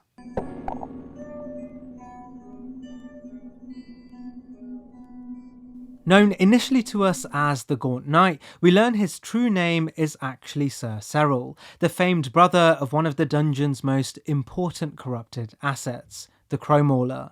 We aren't told much about Sir Serral's life before the events of the game, aside from the fact that he has an affiliation with his brother Rudimer, the captain of the dungeon, and once one of the most elite warriors of Rondon. So elite in fact, Rondon could not stomach to lose him, often priding the retrieval of Rudimer as more important than even purifying the dungeons he used to oversee. It was in fact in a mission to retrieve Rudimer that Sir Serral would find himself in the dungeons of Fear and Hunger.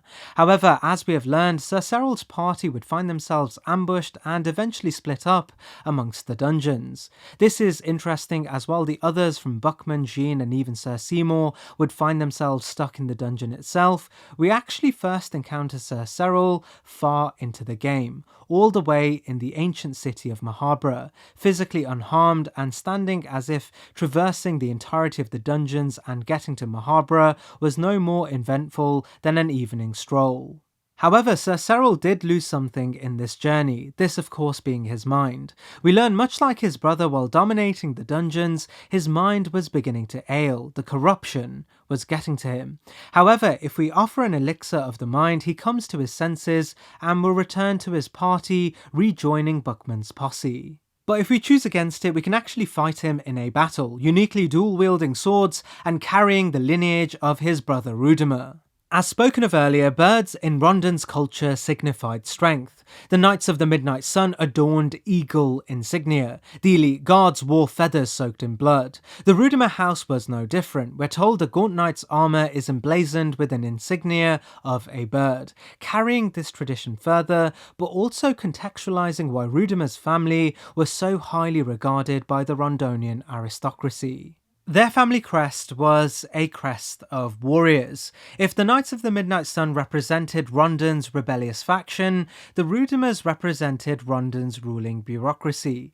It's no surprise they were acknowledged with positions of official authority, with Rudimer being granted the sole captain status, and his brother a personal guard to the Crown Prince himself. It is, in fact, his adjacency to his brother, but also the fact that he is one of an extremely select few individuals that were able to not only canonically make their way through the entrance of the dungeons to Mahabharata, all on his own without losing a single battle, that makes him a true force to be reckoned with.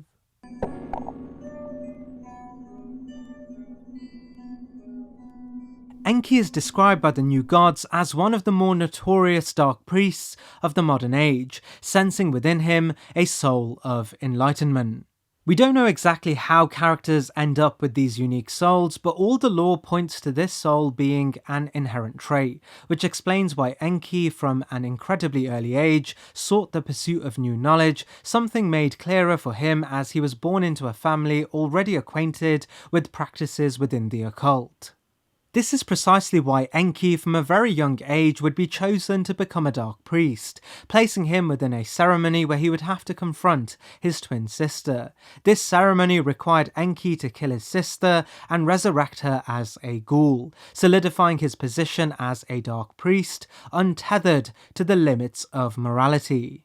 Regardless of what choice we make, Enki would eventually carry the tradition of the Dark Priests all on his own, initially setting pilgrimage towards the Western continent for the sole purpose of occult discovery. Harbouring the means to unlock this power quicker than his contemporaries, the world would soon learn of Enki's discoveries, and Rondon would seek to recruit Enki to join a prestigious collective of scholars that oversaw the Rondonian Great Libraries, a museum of Rondon's collected knowledge, be it from conquest or individual contribution.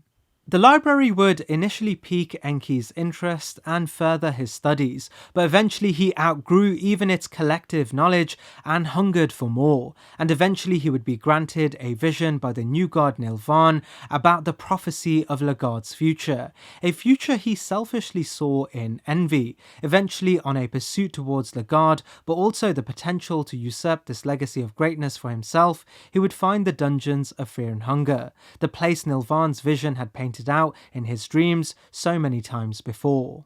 If we aren't already playing Enki, we can meet him here having delved into the dungeons, taking every opportunity to learn what he can from whatever ancient remnants still exist.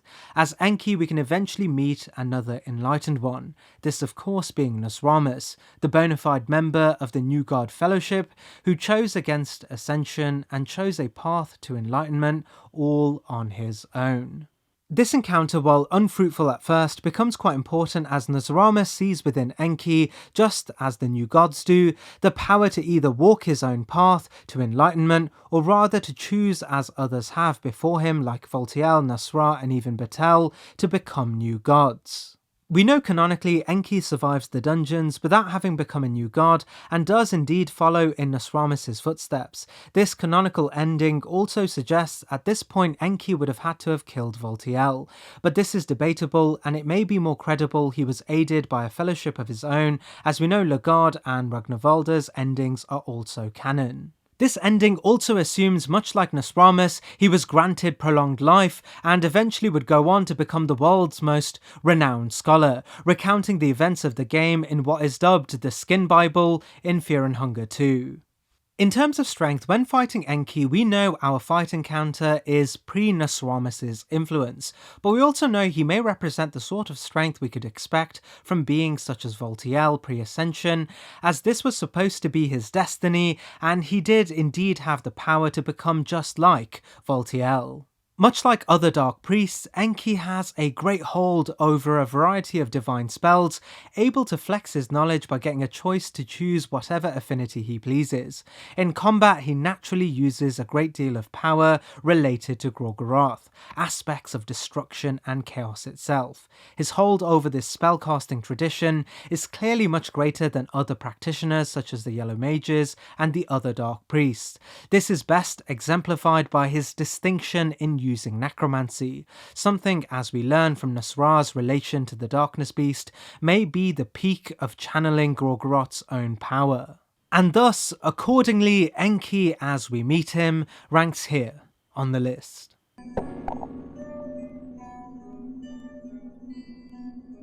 Following on from what we spoke about regarding the Nameless, the Old Guardian is yet another clay figurine given life by the Old Gods in overseeing Mahabharata. We're told by the new gods that the Old Guardian was created purely on the premise that he was the personal guard to the true king of Mahabharata, a being that was supposed to rule Mahabharata in the absence of the old gods after they had left the material world. While the identity of the true king of Mahabharata is a mystery, what's important to know here is that the true king, once nominated by the old gods, never showed up in his role or was abruptly lost to time. The new gods infer this true king was to one day return, a prophecy they also call a fallacy, and the old guardian's choice to just sit and wait, a fool's errand. Nevertheless, he waits, and this is where we meet him, standing for millennia awaiting the king's return. On our encounter, he acknowledges our presence and internalizes the king's lack of return as an issue with himself, arguing he needs to prove to himself and the world that he is indeed worthy of an audience with the true king. As mentioned in the Nameless's entry, the Old Guardian may be a more prime look at what the Nameless was supposed to be, still donning his limbs and standing tall far above the player. To reiterate that entry's key points, the clay figurines were created by the gods for the primary purpose of creating and keeping Mahabharata functional. Mahabharata's architecture is the most complex and highly scaled in the entire game, explaining why the clay figurines are so largely built. Much like the Nameless, the Old Guardian doesn't have any specific affinities related to the eldritch powers of its creator, but does leverage all of its muscle once deemed worthy to build a kingdom of the gods as a combatant against us. It's also inferred amongst all other clay figurines, the Old Guardian may have been specifically chosen to be second only to the true king of Mahabharata, acting as his personal bodyguard, and while we don't know for certain who the true king was, it would assume the Old Guardian was deemed powerful enough to defend what is presumed to be a great deity left behind by the old gods too. This may also explain why he, despite being a figurine, harbours a unique soul, the Old Guardian soul, described as an aspect of determination that represents the resilience of all clay figurines, and just its glimpse remnants able to enrich the beholder with a chance at cheating death itself. Once again, distinct souls are special things that only a very few enemies have.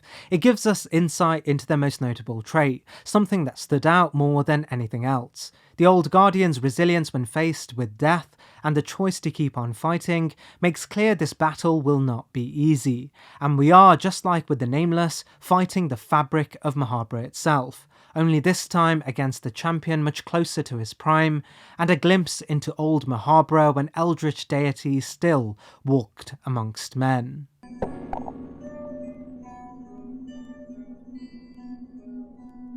The Crow Mauler has become something of an icon in the franchise, as who better represents fear and hunger than a boss that can end runs immediately by chewing off your head in a single move. As we have just learned from Sir Serrald's entry, the Crow Mauler was previously known to the world as Captain Rudimer, a man so well acclaimed in Rondon he would become something of a folk hero after being stationed in the dungeons to oversee Rondon's most important jail for high-ranking prisoners. As the man in charge of every guard and protection of the entire fortress, he would be first to start seeing the signs of the darkness that would begin enshrouding this base of operations. Rudimer's journal entries are the most accurate account of the dungeon's timeline for this reason. He recounts the dungeon's early days, the tonal changes, and eventually the influence of the God of the Depths seeping deeper into all facets of the dungeon itself. The entries also paint Rudimer as being quite personable, righteous, and even deeply concerned with justice and morality, sharing outright disgust at Trauter's actions, empathy towards Lagarde, and sorrow for his colleagues enduring the corruption. However, third-person entries about Rudimer's corruption also show the moments in which the darkness began creeping into his own mind, stories of him walking around in the dark with nothing but a loincloth on. These entries would precede Rudimer's final moments as the human most knew him for, as he would soon assume the form of the Crow Mauler, a manifestation of the God of the Depths' corruption, and a reappropriation of his role as the dungeon's caretaker, eventually becoming the dungeon's most prolific horror. In the game, the Crow Mauler is absolutely brutal, able to sneak up on sleeping players, able to one-hit without a single coin flip, and able to permanently disable players using just his sheer force. So this begs the question, was this what corruption looked like for an incredibly powerful warrior, or did something else happen?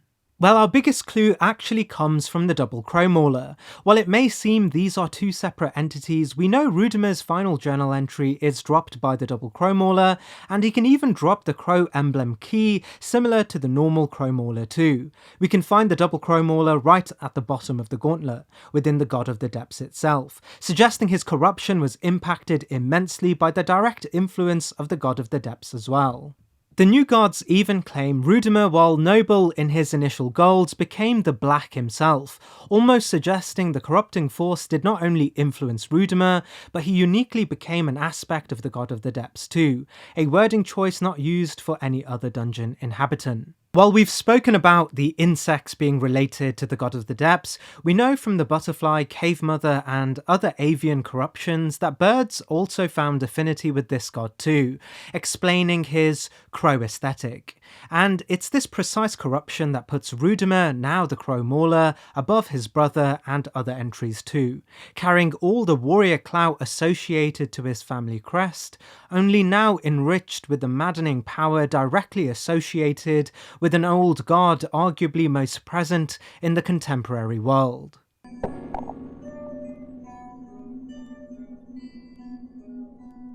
There are very little descriptions about the White Angel within the game, but what we can deduce from the new gods on its existence is that it's born from our personal grudge built within the dungeons of Fear and Hunger, leaving quite a bit to speculation. What we can learn, however, is that the dungeons of Fear and Hunger are the result of the God of the Depths influence. We know old gods in the game are not physical beings like we come to know, and while they harbour physical depictions, their eldritch design may be far too complex for us to qualify as physical within our own scientific lexicon.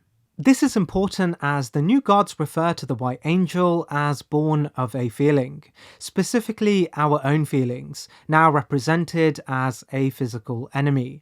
However, we know we can play a variety of characters with a variety of different grudges, some with no outright grudge at all, and thus it may be more reasonable that this being was created by the feelings of anger and vitriol that symbolized all beings that resided within the dungeon. We first encounter this being having been trapped by Ron Shambara, the Tortured One, chained up and likely enduring torture as an extension of his plan to project as much suffering into the world as possible. The relation between Shambara and the White Angel, however, is not spoken of, letting speculation run rife. But what we do know is that the White Angel does not only represent a grudge, but also a battle we can engage in.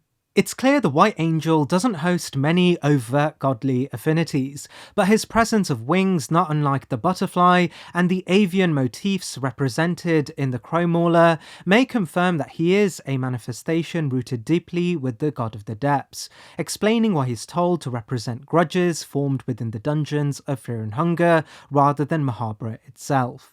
We see a lot of complex enemies within the dungeons related to the God of the Depths, and in many ways the White Angel may be the most complex and powerful of them all, as he isn't told to have just been a corrupted denizen, but empowered by a feeling that is extremely rife within the dungeon itself.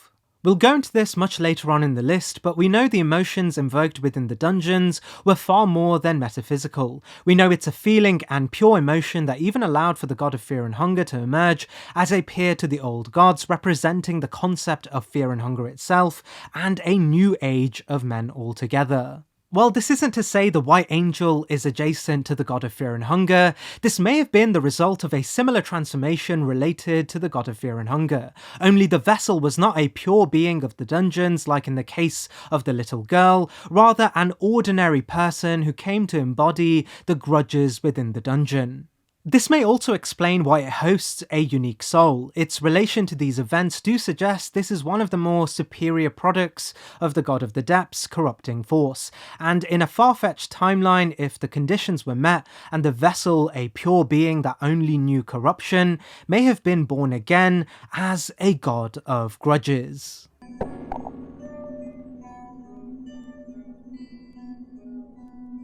Without a doubt, one of the most physically imposing main characters from Fear and Hunger, Ragnvaldr was born native to the land of Oldegard, a place that housed an extremely resilient people that knew survival, hunting, and the front line of war all too well.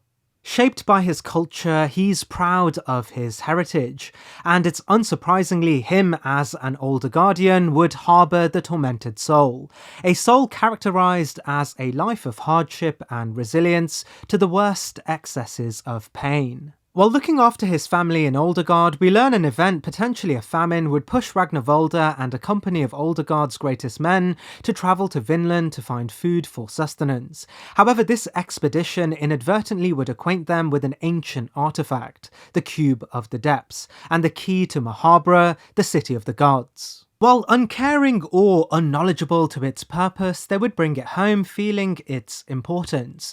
However, this would bring upon the country the eyes of the Knights of the Midnight Sun, an extremely influential rebel outfit in Rondon that came to prominence and popularity in the region. Led by Legarde, they would hear stories of Uldugarde's possession of such an artifact.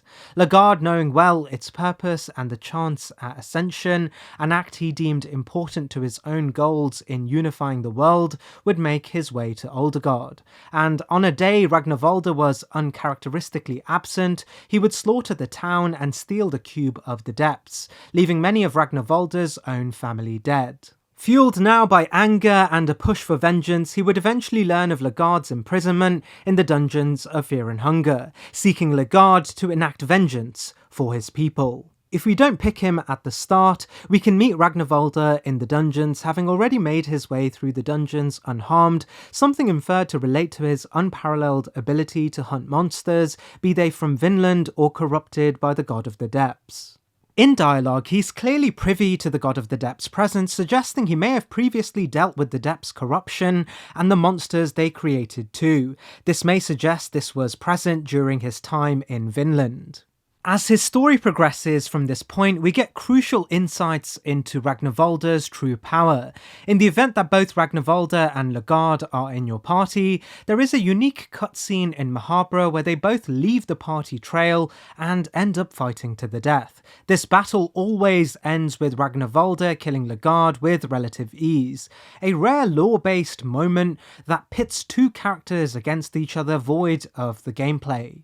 Furthermore, we learn Ragnavaldr's canon ending in Fear and Hunger 1 may very well be his secret ultra-violence ending, where he gathers the corrupted soul of every enemy in the dungeons, leaves with their essence, vowing to spend the rest of his life in pursuit of monsters, subsequently harbouring the moniker the God of Ultra-Violence.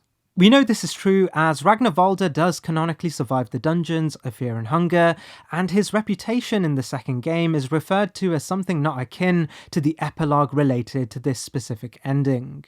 There are naturally a lot of conflicting ideals here, as this specific ending does require Ragnavaldr to be in some contradictory battles with the variety of beings in the game when placing it against the other canon endings and events related to the second game. Naturally, we don't know for certain if the endings we can witness are all of the endings that could have been, and thus it's probably more accurate to assume he may have adopted the role as a god of ultraviolence without some of the more contradictory killings, such as obtaining the new god souls and the existence of Legarde in the timeline as the Yellow King. We know through August Ragnavaldr's heritage as a killer of monsters may have lasted long, with Moonless having likely been brought home to Uldugarde for the dog to become a great champion alongside Ragnavaldr too. It's likely too Ragnavaldr's legacy as a monster hunter after the events of the first game is the reason Uldugarde and August have such animosity and knowledge of Legarde as the Yellow King, as Ragnavaldr was the only Uldugardian that traversed the dungeons during these events.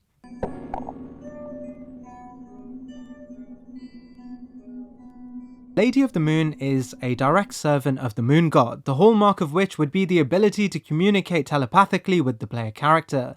Interestingly, the Lady of the Moon is not a combatable NPC in terms of gameplay, and while you can quote-unquote kill her, it's inferred upon defeat she returns herself to the green hue. We're told amongst all deities, Rare is one of the few old gods that still observes humanity and thus may still have a degree of influence on human affairs. This isn't surprising as we do know Rare, more than any other old god, did not believe humans deserved the same power and rights as gods and thus opposed new godhood.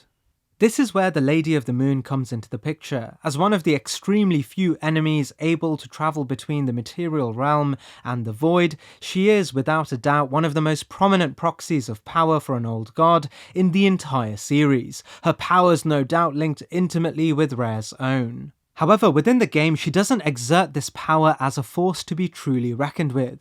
Rather, she's an extension of Rare's reputation as a trickster god, a sort of god of monkey paws.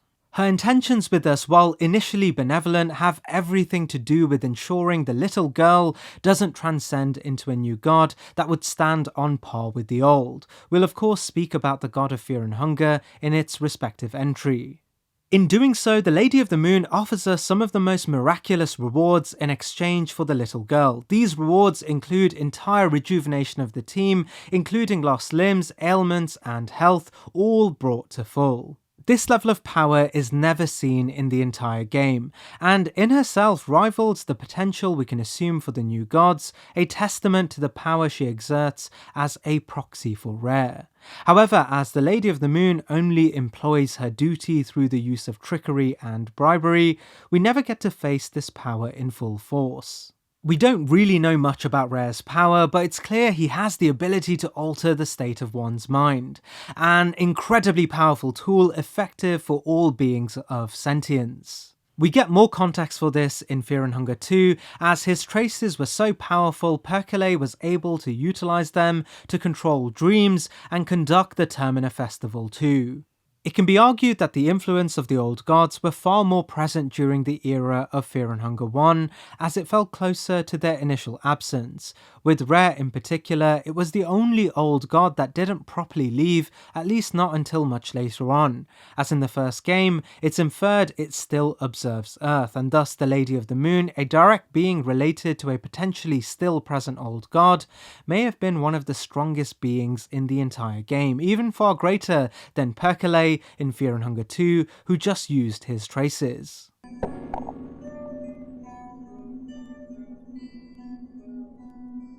As a follow-up to the ordinary Blight entry, we have the Greater Blights. For more information on the Greater Blight, and if you skipped the Blight entry, I urge you all to go back to that for more context. What's important to remember, however, is that the Blights were once something akin to the new gods for the primordial lizard race that walked alongside the old gods in ancient history. While the ordinary Blights are described as ascended lizard people, we learn the Greater Blights were once, in fact, adjacent to what we now recognize as new gods of our own human era.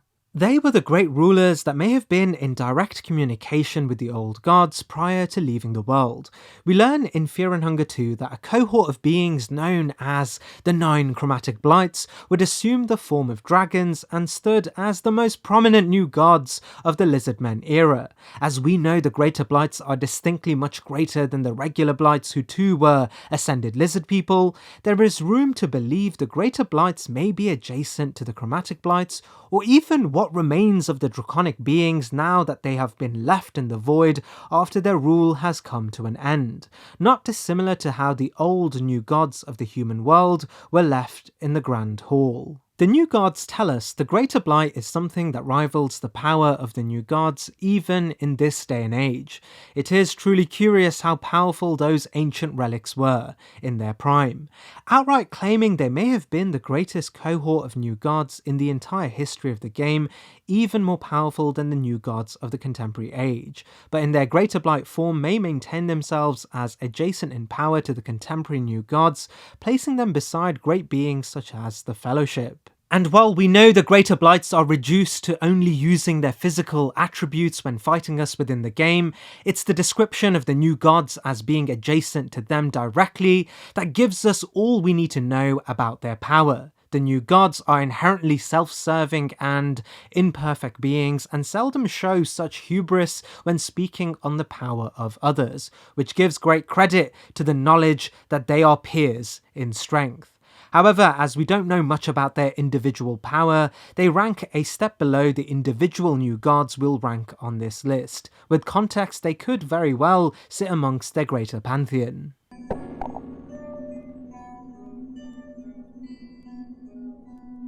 The new gods tell us the Tormented One was originally known as Ron Shambara, a poet and creative who would build his art based on the inherent suffering and pain of mankind.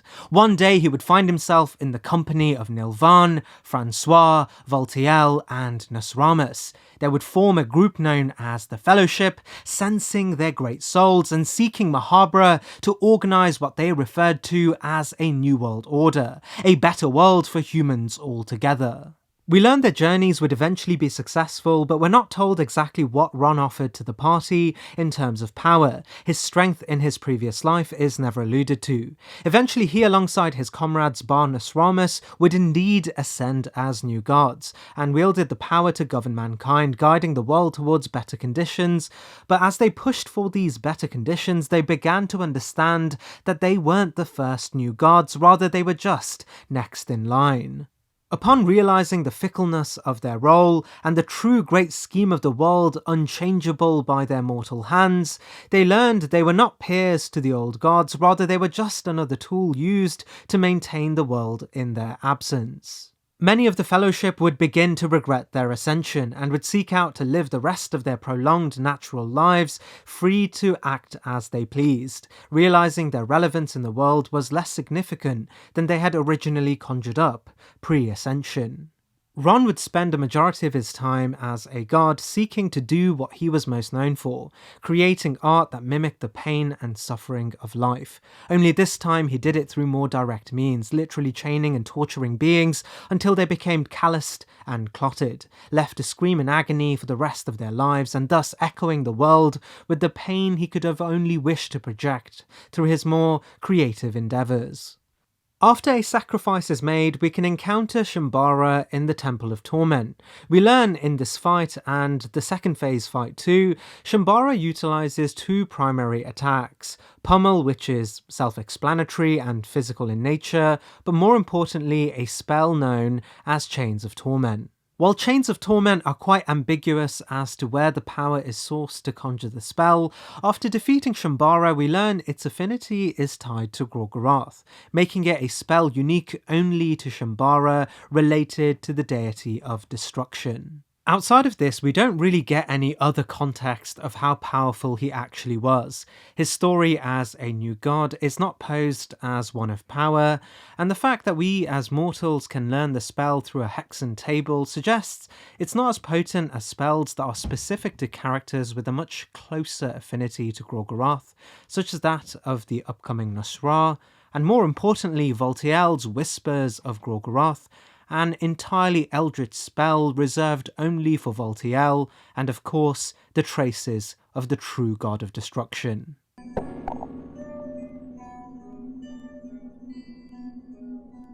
Nosra's life, we learn, began within the Eastern Sanctuaries. Supposedly his place of birth, he would quickly rise to prominence due to his belligerent ambitions. Carrying what is likely the soul of enlightenment, his early life was studious. He would become well acquainted with the power of the old gods, and particularly Gorgoroth, seeing the power of gods as a perfect means to enact his belligerent ambitions. He would eventually gather a cult following within the Eastern Sanctuaries. These were of course the Yellow Mages that shared Nosra's ideals. In time, Nosra's influence as a true force to be reckoned with would have him assume the role of a warlord within the Eastern Sanctuaries, finally putting his accumulated power and influence to test, and enacting his expansionist ideals. Eventually he would quest for greater power, however. Joining a band of ambitious peers, he would learn of Mahabra and venture there at a chance at elevating his power to a level that matched the gods he drew his affinity to. A journey that would be successful, eventually assuming a position as a new god of enlightenment. During his early tenure, we learn his reign would coincide with Batel, the presiding god of enlightenment in Mahabra and the overseer of the Grand Libraries. We're told Nosra would one day take from Batel this position through deceit and trickery, the nature of which isn't discussed, but it isn't hard to imagine the tactics employed by Nosra as anything but savoury. However, much like the gods that would come after him, after spending time looking over, studying and adding to the Grand Library, the new god suggests he never found what he was looking for and became angered by this situation, becoming deeply vitriolic towards anyone he considered were roadblocks towards his ambitions. As we learn, however, new godhood were fickle positions, and eventually as a new band of ambitious humans travel to Mahabra seeking the Throne of Ascension, Nosra would fall under the same predicament as Batel before him.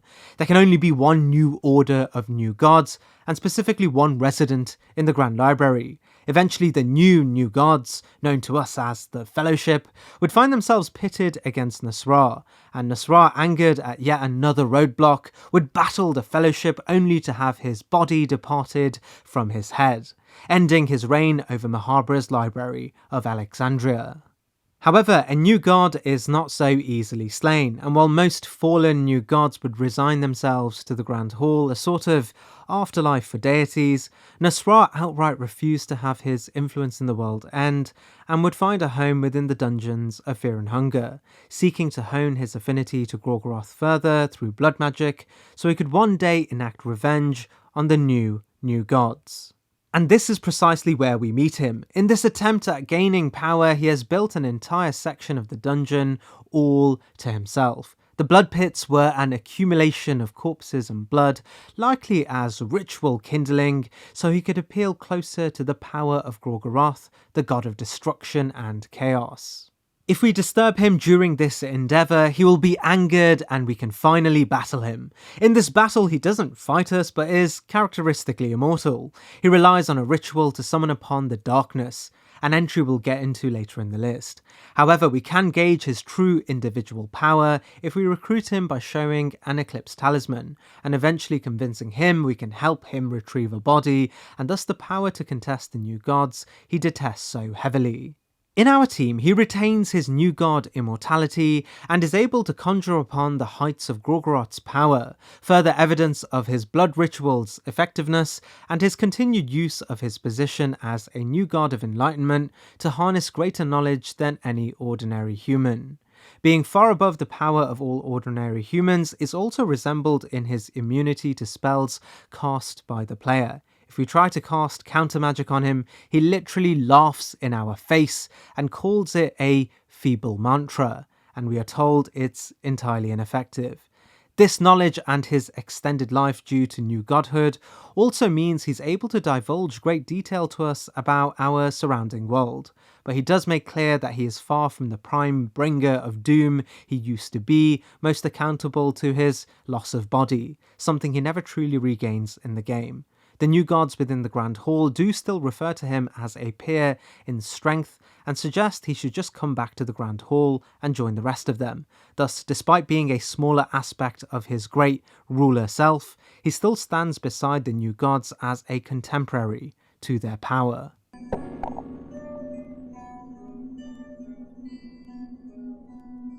Which actually leads perfectly to Voltael's entry. As a quick prefix for something we'll get into later, Voltael is regarded as more powerful than Nasra. One, because Nasra is a god of enlightenment far from his prime and severely mutilated, but also his ability to channel a specific power of Gorgoroth not even Nasra could use himself.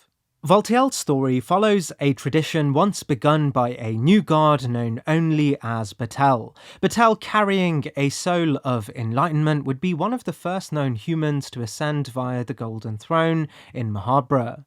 He would begin a tradition associated with the soul of enlightenment that would see the construction, maintenance, and furtherment of the Grand Libraries, with the ultimate goal of furthering human understanding beyond even the old gods. From this point on, the Grand Library would become a repository for both human-acquired knowledge, but also the knowledge bestowed upon new gods via Batel's own work. While Batel's natural life and tenure within the library was succeeded by Nasra, Batel would maintain influence as the father of enlightenment. As we have previously discussed, Nasra's time as the library's conductor would eventually come to an end after an altercation with the Fellowship, eventually dedicating his further life to vengeance alone. Succeeding Nasra, however, would be Voltael, a member of the bona fide fellowship that would seek the Golden Throne to reign as contemporary new gods we can meet in the game. Prior to his ascension, Voltael was a Dark Priest, a fitting profession for someone who'd become a new god of enlightenment, as Dark Priests are more agnostic to their approach in divine worship, accounting all gods, specifically the old gods, as equally worthy. Carrying within him the enlightened soul, he would band together with Ron Shambara, Nilvan, Nasramas and Francois, making their journey to Mahabra in the 9th century and eventually ascending as new gods. In this moment, he would become the god of enlightenment, taking over from Nasra and Batel and assuming residency in the Grand Library. While Voltiel always stayed true to the ethos of claiming knowledge beyond the old gods, unlike Batel, he wasn't entirely agnostic as to what discipline this knowledge came from, as he'd focus a primary amount of his effort in the creation of artificial life, believing the distinction between the old and new gods was in fact their ability to create life. We know he would attempt to mimic the creation of the old gods, creating automatons to mimic clay figurines and fleshy beings to mimic Sylvian's creations. But alas, all of his creations would pale in comparison to the old gods' creations, and eventually Voltiel would realize the limits of the human mind, falling deep into nihilism, even going as far as to regret his choice in Ascension. By the time we can meet him, he harbours self-destructive ideals, and after watching him fall and following him down, we can engage with a bona fide god of enlightenment, an heir to the legacy once started by Batel, the father of enlightenment. In this battle, while Voltiel is a master disciplinarian of all forms of divine knowledge, much like Nasra and the Dark Priest traditions he comes from, he entirely relies on the use of Gorgoroth's remnant powers to fight the character. This is an incredibly important detail, as we learn from his boss battle that he is by far the most well-tuned caster of Gorgoroth's spells, and arguably, as contextualized by the unique spell Whispers of Gorgoroth, he may have actually channeled an aspect of Gorgoroth's true remaining traces within the world after the god's departure. No other Gorgoroth spell carries its namesake, drawing this connection closer, but we also know the only other being able to use this spell is the remnants of Gorgoroth himself within the game. And from a purely lore-based perspective, there's nothing to indicate he even paid that much attention to Gorgoroth in his studies. On the contrary, we're told he was entirely agnostic with where he put his time. And if we can assume just his scattered grasp of many things could produce a unique spell related to the most powerful old god, an old god that represented the concept of destruction and chaos itself, we have to assume he rose above his peer Nasra and many of his fellowship peers too.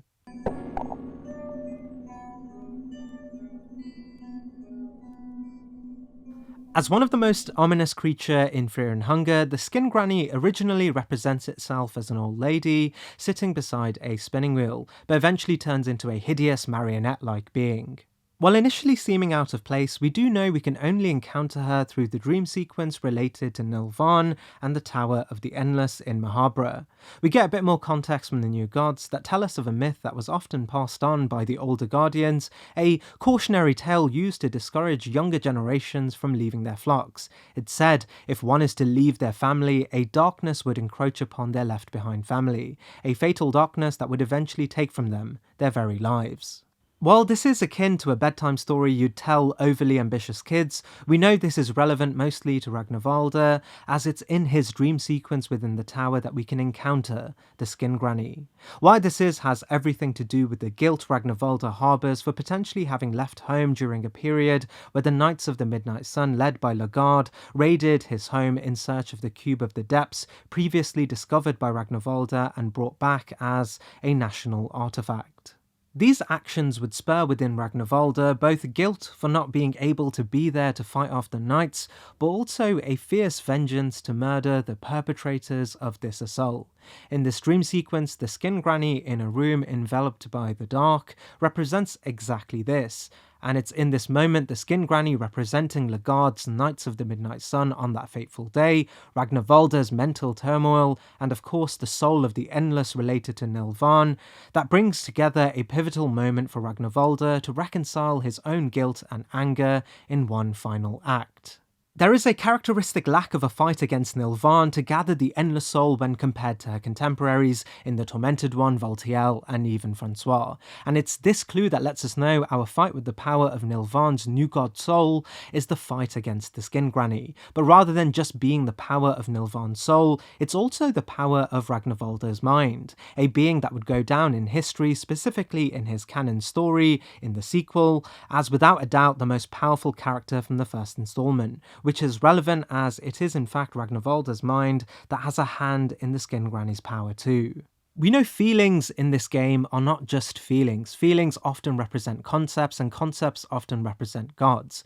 This concept manifests itself as a being that begins as something quite innocent, only to malform quickly into a being with several arms and a wide array of stabbing limbs.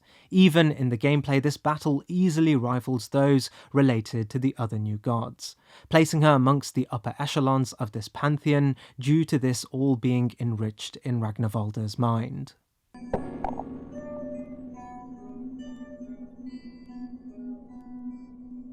Before encountering us as the Yellow King, we know this was a man named Le'garde. In many ways, Le'garde is the central plot point for the entire game. The dungeons of Fear and Hunger are such a hotspot for most of our characters because of his presence there as a prisoner. I won't detail Le'garde's origin story here, as it was thoroughly reviewed in Darce's entry, so if you need a refresher or you skipped it, I'd urge you to go back to that entry. But what is important to say here is that Le'garde was heralded as a man of prophecy. It was prophesied that he would one day unite the land and bring about a new era to succeed the current world order. Believing himself to be this too, Le'garde would lead a campaign across Europa, followed by his loyal apostles, the Knights of the Midnight Sun. After gathering a great following, he believed it was ample time he broke his own mortal limits and sought the power of gods to put into action the prophecy for good. Learning of Uldegard's possession of the Cube of the Depths, he would lead a devastating campaign towards this land and steal from them this cube. These actions would, however, come to the attention of his home's ruling bureaucracy, and they would perceive his belligerence as a stain on their own reputation, eventually surrounding Le'garde on his return, slaughtering his knights and capturing him so he'd spend the rest of his life in their most vile prison, the dungeons of Fear and Hunger. At some point, likely during his imprisonment, he would be visited in a dream by Nilvan, a current new god of the Fellowship, and Nilvan would conceive with him a child in these dreams. Don't ask me about the logistics of this, it's god stuff. We'll touch on the consequences of this child soon though. But again, what's important to know here is that Le'garde would eventually find an escape from his prison and sit upon the golden throne, ascending in the void and becoming the Yellow King. He now hosted the power he desired more than anything else to command a new order for the world. However, Le'garde and Nilvan's child, known initially to us as the little girl, would be born within the dungeons and thus knew nothing but the conditions of the dungeons as her own framing for humanity. Eventually, this would make her a rife candidate to become a new god entirely, but not a usual new god, but a true god, not relying on the throne of ascension, only complete desolation of her mind deep within the old god of the depths lair far below the dungeons of Fear and Hunger and the source of its misery. This would eventually transform the girl into an ascended god. We'll go into more details about the God of Fear and Hunger in her own entry, but what's important to note here is that Le'garde's grand plan for the world would become deeply outmatched by these events, and he would never fulfill his ideological goals for this reason. We'll explore Le'garde's future in a potential Fear and Hunger 2 video, but again, what's important to note here is that Le'garde was, by all intents and purposes, no different than any other new god, despite the clout he may have gained during his life in Rondon and in Europa. In our battle against the Yellow King in this timeline, we get further reinforcement of his power as potentially greater than many of the other new gods, but not drastically so, as he relies on channeling Gorgoroth's strength like many of the other new gods, but with an additional array of unique attacks to suggest his prowess as a distinct champion still shines through. He ranks here because we know this power would allow him to still remain more influential than most of the other new gods. Bar, of course, one other new god, who arguably did everything Le'garde once sought to do in his wildest ideals.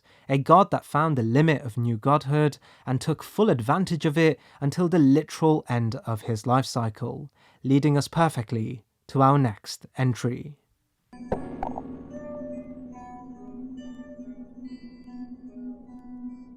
Out of all of the new gods of the Fellowship, Francois is without a doubt the most influential when it comes to their overt influence in the world.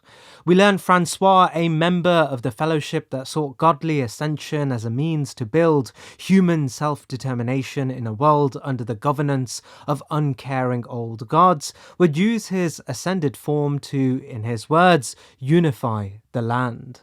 We learn inherent to Francois was the soul of domination, an aspect of his being that commanded authority and the knack for natural-born leadership.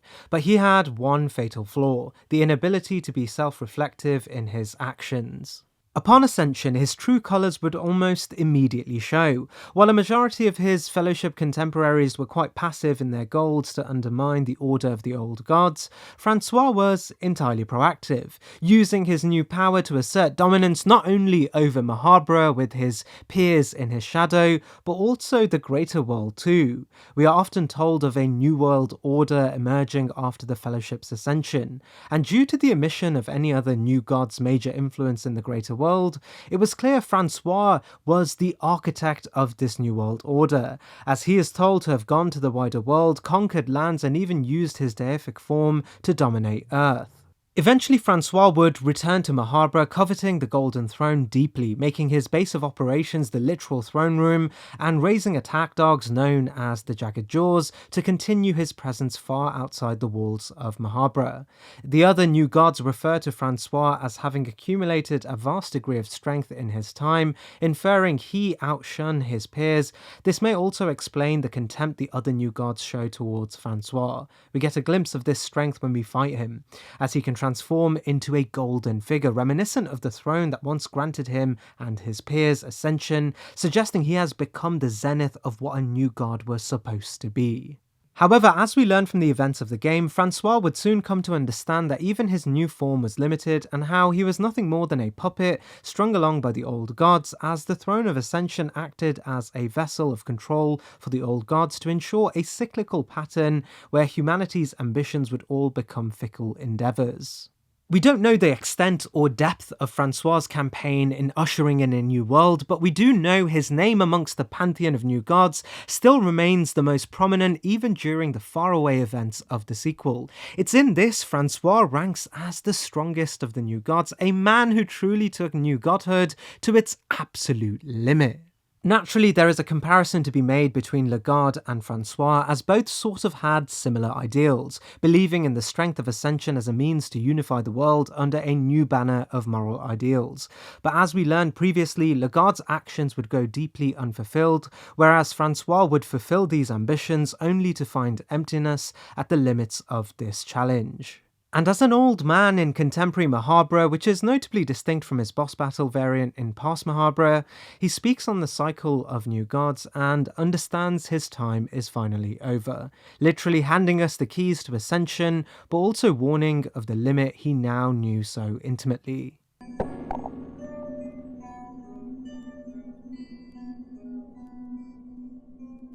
While not a standalone boss, the Dark Beast is summoned by Nasra when encountered for the first time in the Blood Pits. The new gods tell us only traces of the older gods remain in this plane of existence. Nasra has been able to bend a powerful being under his will.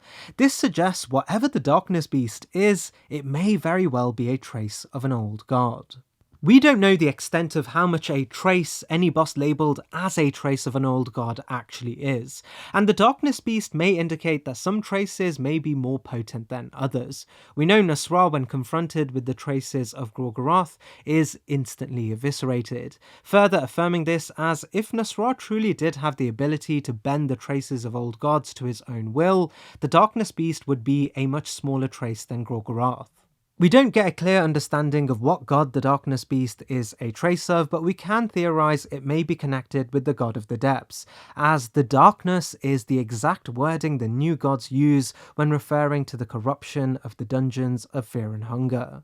Other theories suggest the Darkness Beast could be an entirely new old god, as we know there are many unnamed deities represented throughout the game. You can even theorize that the Darkness Beast may be a smaller trace of Gorgoroth, as we know we can only fight the Darkness Beast within the Blood Pit, and Nasra can only summon him in the Blood Pit. And as we know, the Blood Pit is actually connected to blood ritual magic, which in turn is only connected to Gorgoroth.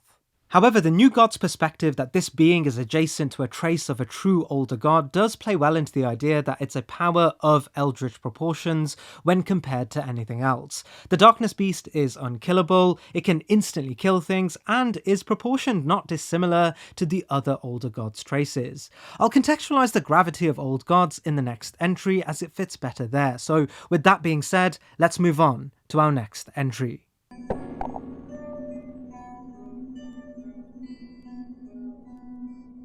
Before going further, it's important to know that old gods in Fear and Hunger represent more than anything else concepts. Their true forms are incomprehensible to human beings as they sort of represent the laws of the universe. This is precisely why during the Primordial Age, the old gods, while revered directly by the lizard people, could only hope to perceive the form or will of their creator via the Throne of Ascension, a bridge between the mortal realm and a dimension in which we can communicate with these concepts and old gods. We don't know which god came first or last, but it's not inconceivable to assume that the most primordial of the gods were the concept of life itself, but also death, Sylvian, but also Gorgoroth, the world's first dialectic. Sylvian was life and Gorgoroth was death. Life is entirely meaningless without the concept of an end, and death is meaningless without a concept of a beginning.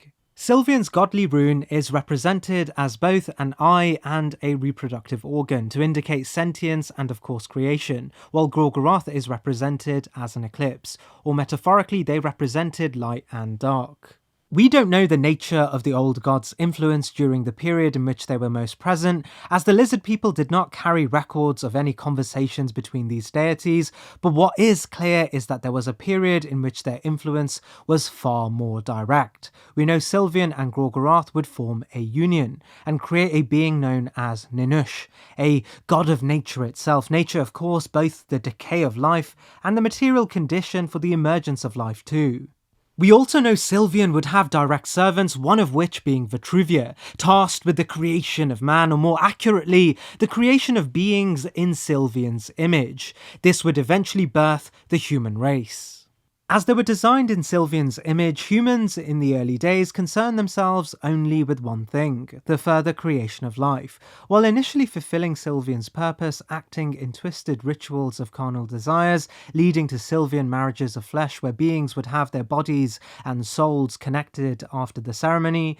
Eventually humans would take it too far, reproducing at a rampant rate and overpopulating the world, and thus coming into adversity with Ninush, nature itself. This may explain why at a certain point in early human history we're told humans would overcome Ninush, or more so overcome nature itself, which may be a play on human revolutions in the means of production and humans' rampant pursuit of productive forces. Regardless, at some point Sylvian would come to the understanding that humans, while indulging in love amongst each other, may have strayed far from her original intentions and thus believed this new race could never reciprocate the love that she gave them.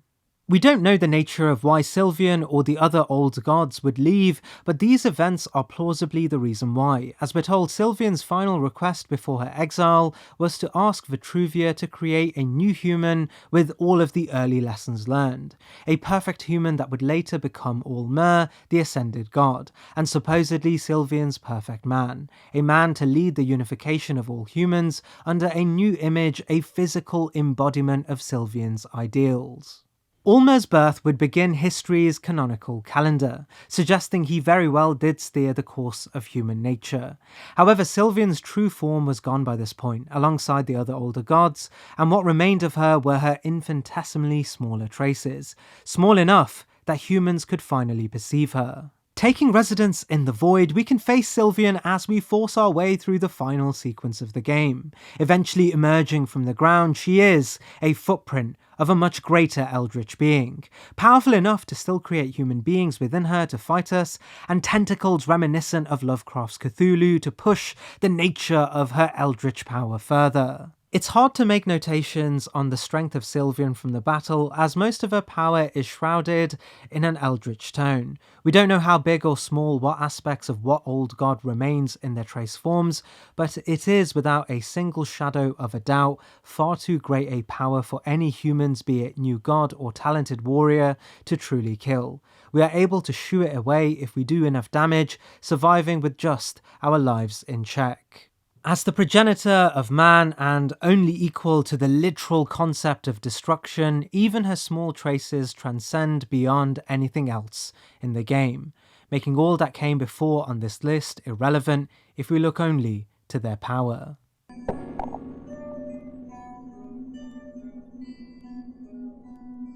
This is almost a joint entry to Sylvian, so if you missed or skipped Sylvian's entry, I urge you all to go back. But to rehash, just like Sylvian, Gorgoroth is an old god, sharing an age and power to Sylvian and the dialectical powerhouse that conceived the rules of the world itself. As dialectics go, Gorgoroth is the antithesis to Sylvian. He represented death, decay, sacrifice, war, and even chaos. We learn Gorgoroth, despite not being involved in the creation of humans, would enact his position as Sylvian's antithesis by gifting humanity the power of blood magic, one of the sole means of divine invocation that can literally destroy things, including each other. He balanced humanity's lust for reproduction by offering a means to cease life. This is precisely why affinity to Gorgoroth is represented by sacrifices made. As we have previously heard, basically every single offensive spell in the game is related to Gorgoroth. Not even new gods, despite their antagonisms to the old god's rule, could help but use his divine invocation. However, much like Sylvian, the death of Gorgoroth and Sylvian's love child, Ninush, at the hands of humanity disgusted the god of destruction, likely believing humans had taken destruction much further than the intention originally imposed by the old god, eventually leaving the material world alongside Sylvian. However, much like Sylvian, his traces would remain, and unlucky for us, his traces remain near the trace of another old god, the god of the depths, suggesting there is potentially a correlation between both old gods, or that the dungeons of Fear and Hunger may have been the place where the old gods last held presence before leaving altogether. The reason Gorgoroth ranks here is purely on the basis that he is a trace remnant, not unlike Sylvian, of an infinitely more powerful god, but instead of life he represented death, and concerning our human conception of power, chaos by nature would triumph as more powerful in the traditional sense.